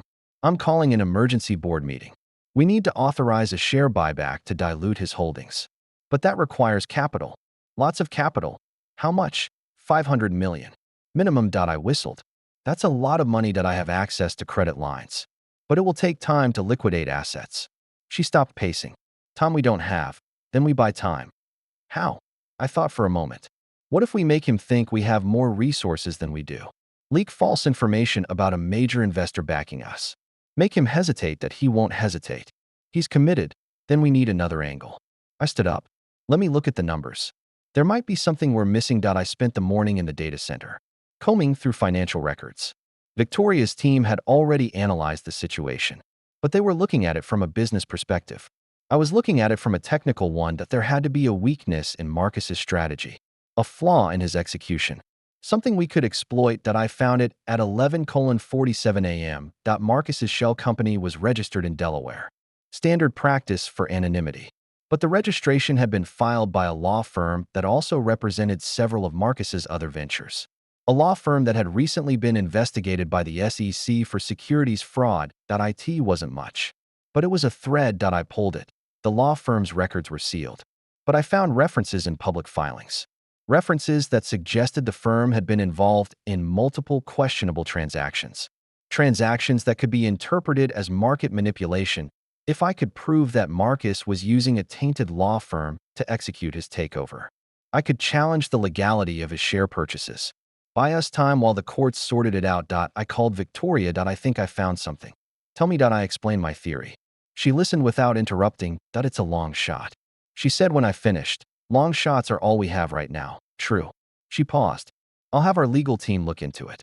Good work. Jake. Thanks. Keep digging. There might be more. There was more. By the end of the day, I had uncovered a pattern. Marcus had used the same law firm for multiple acquisitions over the past decade. Each acquisition had been followed by a spike in the target company's stock price, followed by a crash. Classic pump and dump. I cross-referenced the dates with Marcus's trading records. The correlation was undeniable that he had been manipulating markets for years. I printed the evidence and walked to Victoria's office. She was on the phone, her voice sharp. When she saw me, she held up a finger. I'll call you back. She hung up. What do you have? Marcus has been running a pump and dump scheme for the past decade, using the same law firm. Same pattern. Every time, she scanned the documents. Her eyes widened. This is huge. This is leverage. I sat down. If we take this to the SEC, he's looking at criminal charges. He'll be too busy fighting for his freedom to fight for the company.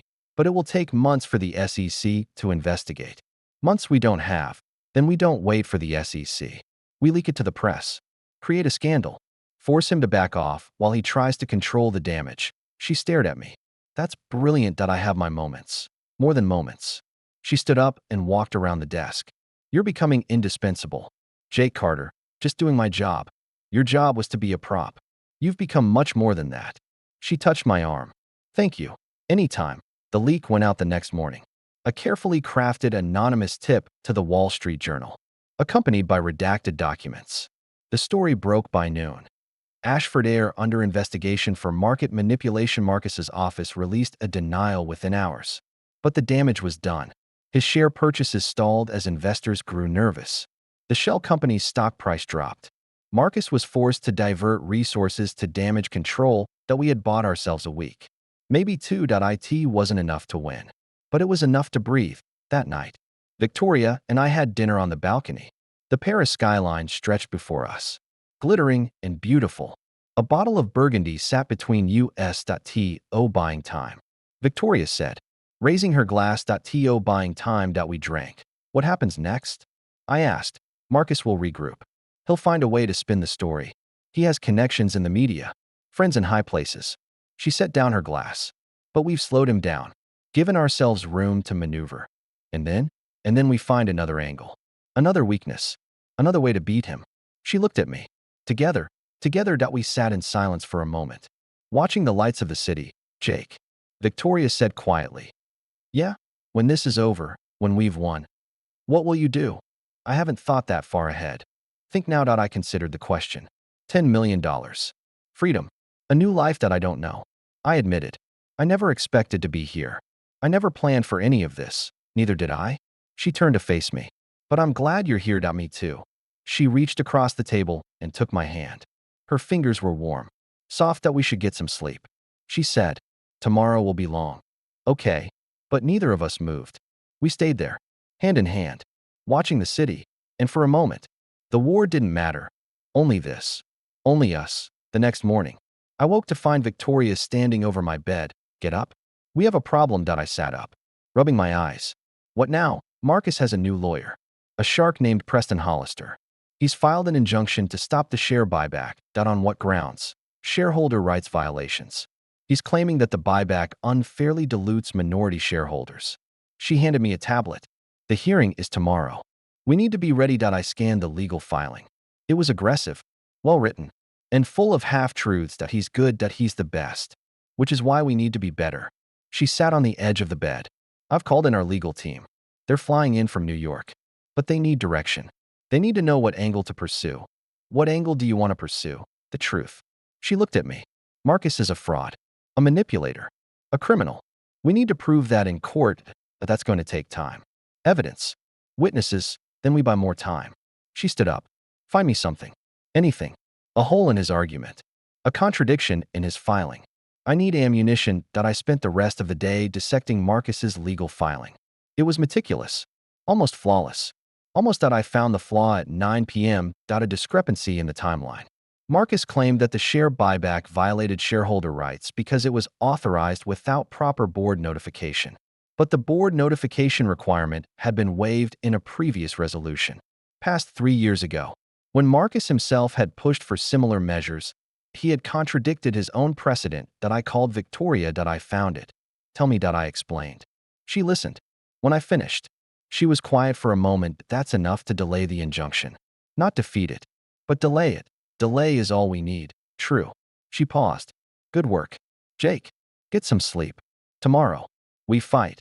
The hearing was held in a cramped courtroom in the Paris Commercial Court.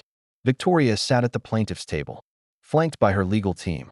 I sat behind her, watching. Preston Hollister was everything Victoria had described. Tall, silver-haired, with a voice like honey and eyes like a shark. He presented Marcus's case with practiced ease, painting Victoria as a reckless leader who was destroying shareholder value. Then it was Victoria's turn. She stood up slowly. She adjusted her jacket. She looked at the judge. Your Honor, the plaintiff's argument rests on a fundamental misrepresentation of the facts. Specifically, the claim that the share buyback was authorized without proper board notification. She presented the evidence. The previous resolution, Marcus's signature. His own words. Hollister objected. The judge overruled. Victoria continued. She built her case methodically, brick by brick. By the time she finished, the judge was nodding. I will take this matter under advisement. The judge said, the injunction is temporarily denied pending further review. The buyback may proceed for now. Victoria smiled. A small, controlled smile that we had won round 2. That night, we celebrated with room service and a bottle of champagne. Victoria was relaxed, almost giddy. 2 rounds down, she said, 1 to go. Marcus is running out of options. Marcus is running out of time. She refilled her glass. The buyback will dilute his shares below the threshold for a controlling interest. He'll be forced to sell or accept a minority position. And then we rebuild. She looked at me. The company, the family, everything. What about us? The question hung in the air. I don't know. She said honestly, I didn't plan for us. I planned for a transaction, a business arrangement. And now, she set down her glass. Now I don't know what I want. Me neither. We looked at each other. The distance between us felt both infinite and non-existent. Maybe we should figure it out together. I said, maybe we should. She reached out and took my hand. And for the first time, I felt like we were more than just partners in a scheme, that we were something real. The next morning, the news broke. Marcus had been arrested. The SEC had launched a formal investigation based on the evidence I had uncovered. Federal agents had raided his office, his home, his shell companies. He was charged with securities fraud, market manipulation, and conspiracy. Victoria called me from her office, her voice shaking. He's been arrested. Marcus, they took him in handcuffs. I saw the news. This is it. This is the end. Not yet. I stood up. But we're close. She was quiet for a moment. I couldn't have done this without you. Jake. Yes, you could have. No. Her voice was firm. I couldn't have. You were the difference. You found the evidence. You built the case. You fought when I needed you to fight. I was just doing my job. You were doing more than your job. She paused. You were being my partner. I didn't know what to say to that. I said nothing. But I felt it, every word.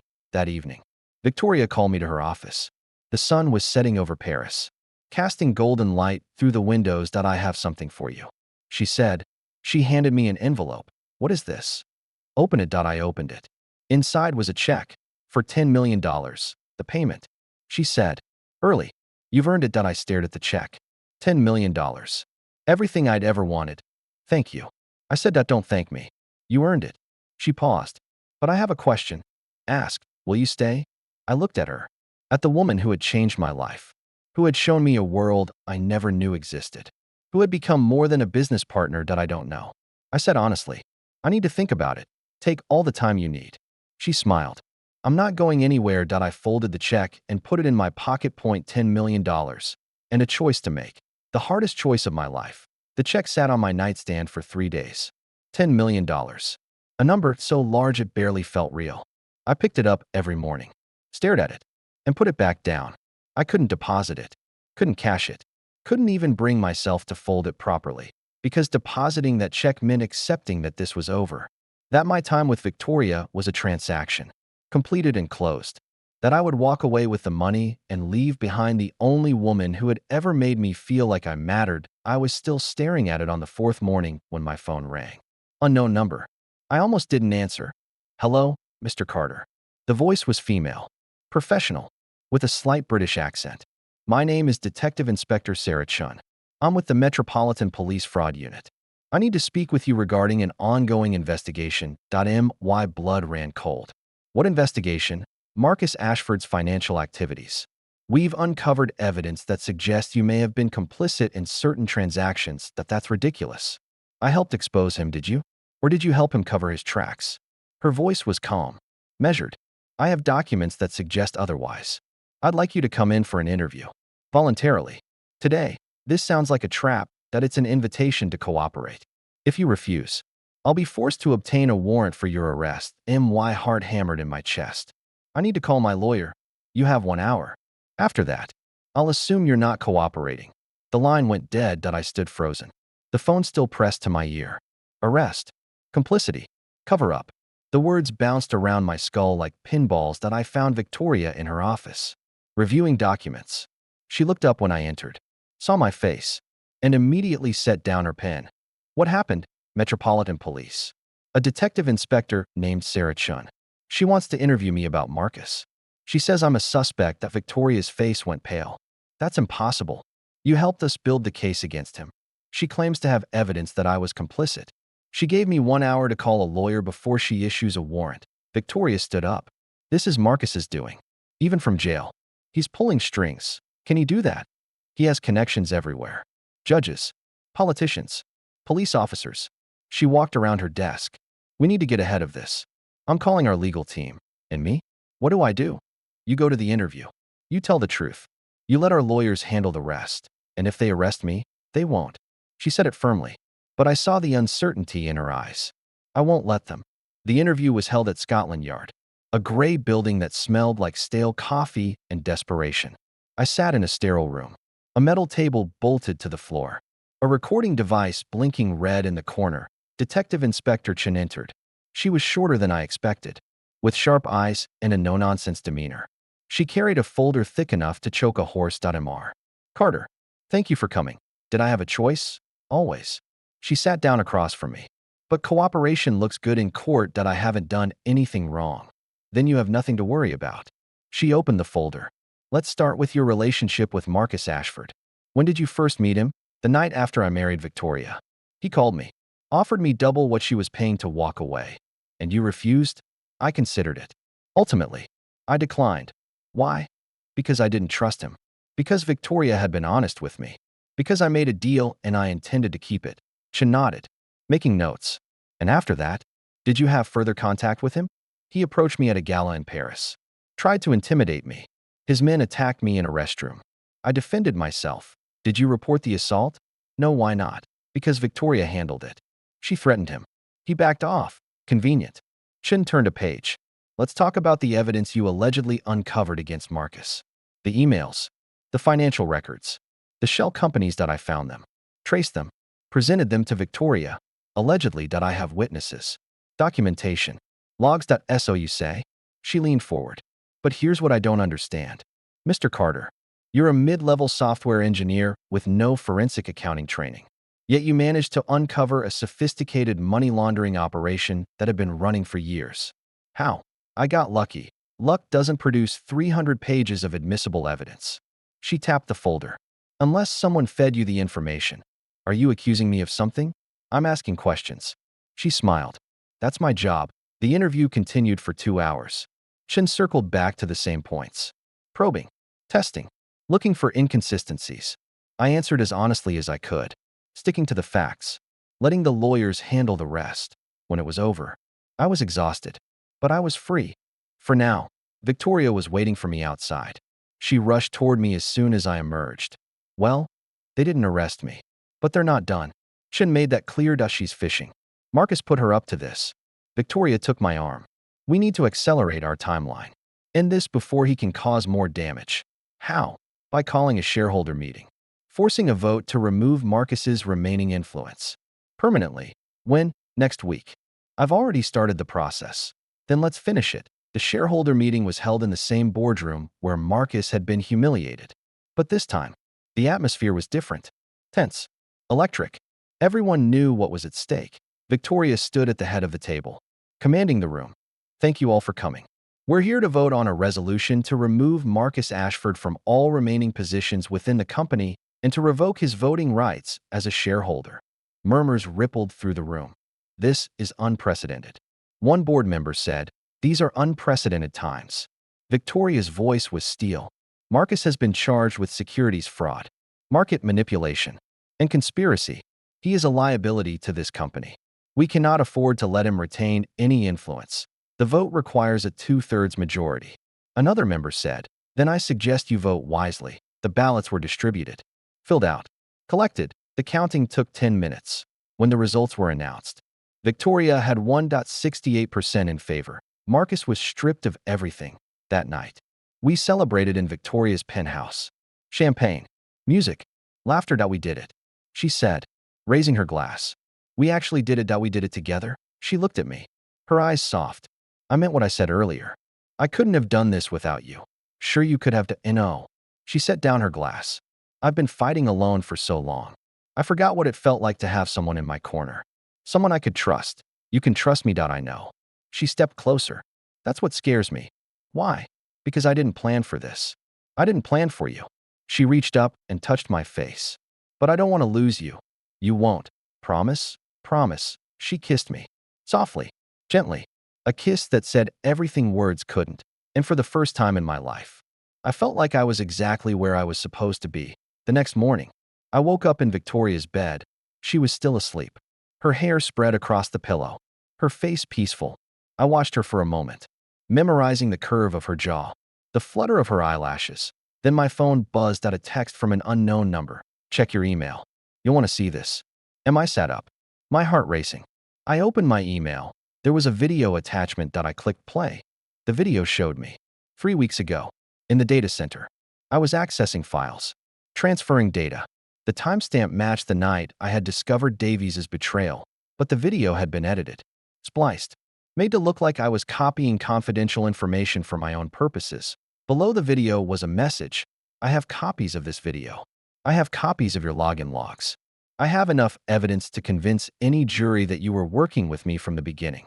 If Victoria finds out, she'll never trust you again.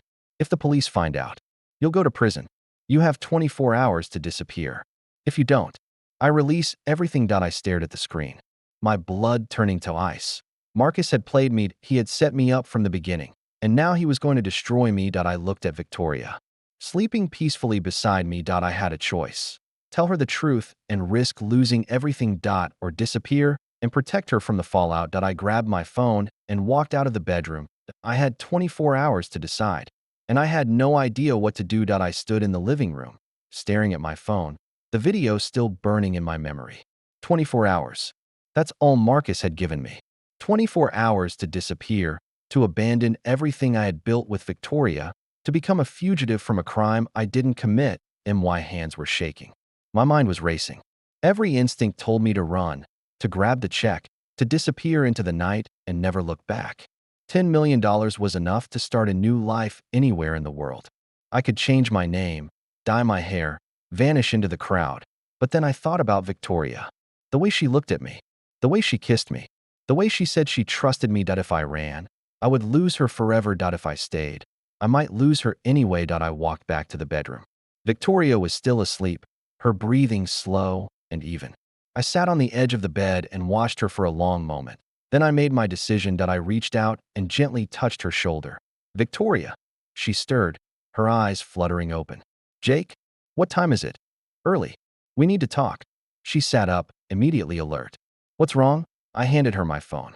Watch this. She took the phone and pressed play. I watched her face as the video played. Confusion. Recognition. Then horror. Where did you get this? Marcus. He sent it to me this morning. He says he has copies. He says he'll release everything unless I disappear within 24 hours. Victoria set down the phone. Her face was pale, but her voice was steady. He's lying. The video is doctored. I know. But it looks real. And if he releases it, the police will investigate. The media will crucify me. You'll be dragged into it too. Let them investigate. We have the truth on our side. DOE. I stood up. I accessed those files. I transferred that data. I was doing it for you, for the company, but the logs don't show intent. They show action. And a prosecutor could spin that into something ugly. Victoria stood up too. She walked toward me, her eyes locked on mine. Then we fight. Together. Like we've done everything else. Victoria, if I stay, I could bring you down with me. Marcus wants to destroy you. This is how he does it. Through me. Then we destroy him first. She took my hands. I'm not letting you run, Jake. I'm not letting him win. Not after everything we've been through.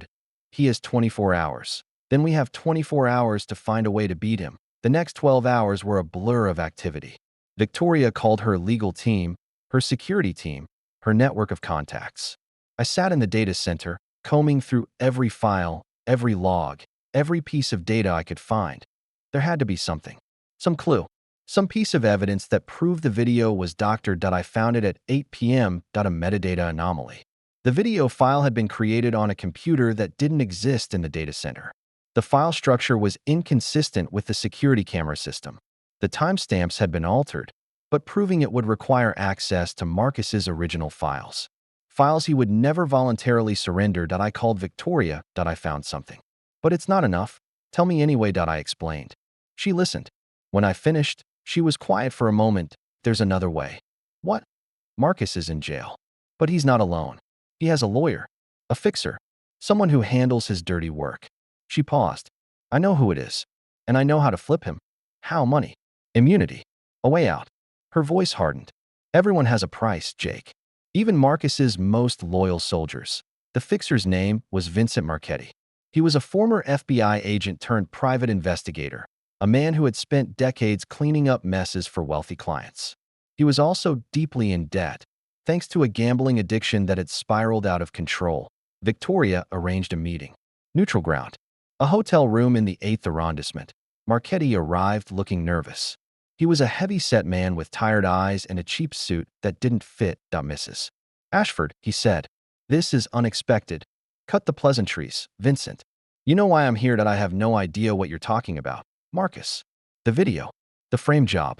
Victoria's voice was ice. I know you were involved. I know you edited the footage.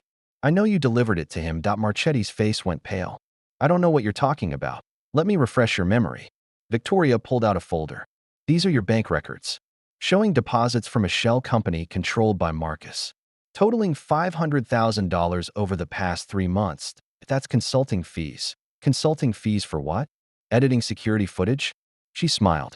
I also have records of your gambling debts. $2 million owed to some very dangerous people. People who would be very interested to know that you've been laundering money for Marcus. Marchetti's composure crumbled. What do you want? The original footage. Unedited. And a sworn affidavit stating that Marcus paid you to doctor the video. And if I refuse? Then I release everything to the police, the press, and your creditors. You'll be dead within a week. Marchetti was silent for a long moment. Then he nodded. I'll get you the footage. The original footage arrived at 2 a.m. Marchetti had kept a copy, hidden in a safety deposit box. Insurance, he called it. Insurance against exactly this situation. I reviewed it frame by frame.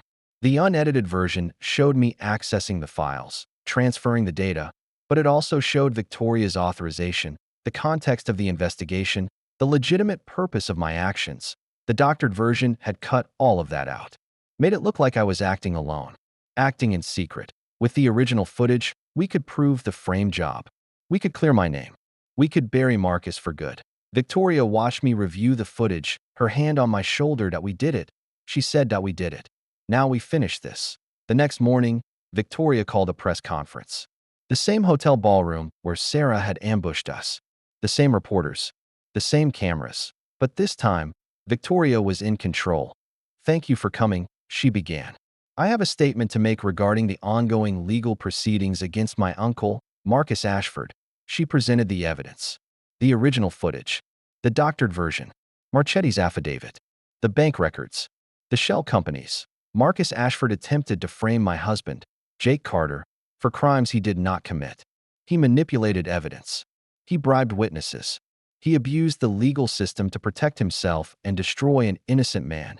The room erupted. Questions flew. Victoria answered each one calmly, precisely, devastatingly. By the time she finished, Marcus's fate was sealed. He would never see the outside of a prison cell again. That night, we stood on the balcony of the penthouse, looking out at the Paris skyline. The Eiffel Tower sparkled in the distance.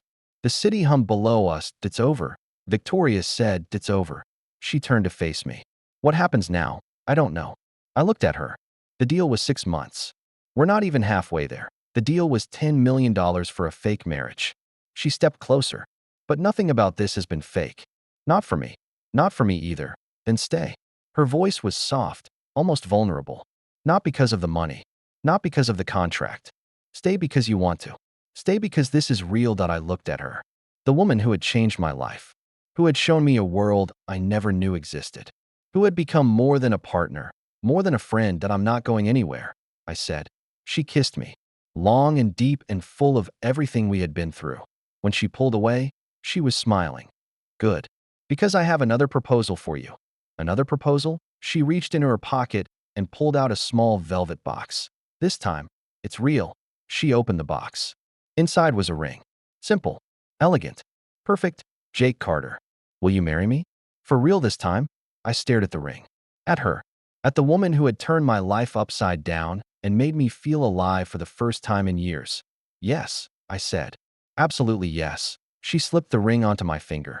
It fit perfectly, just like us. That we got married 3 weeks later. A small ceremony in the south of France.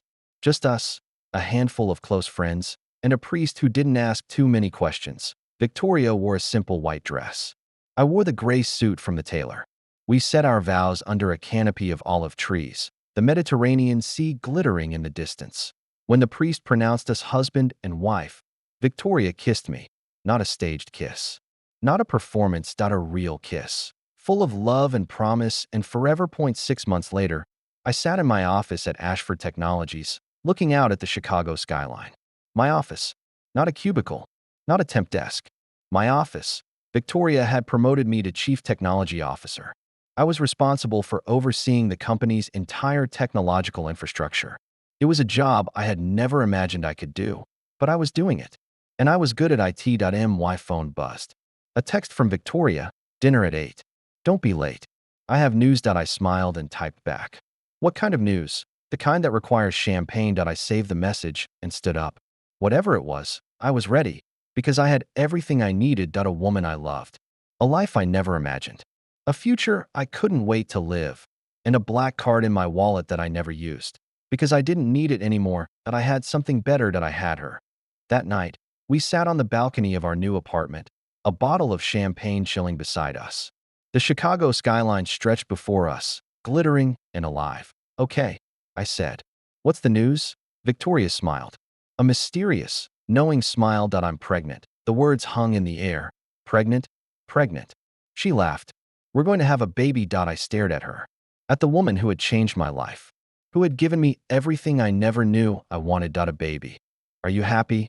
I pulled her into my arms. "I'm more than happy. I'm complete." She kissed me. Softly. Gently. "I love you. Jake Carter." "I love you too." Victoria Carter. We sat there, holding each other, watching the city lights. The war was over. The battles were won, and the best part of our lives was just beginning.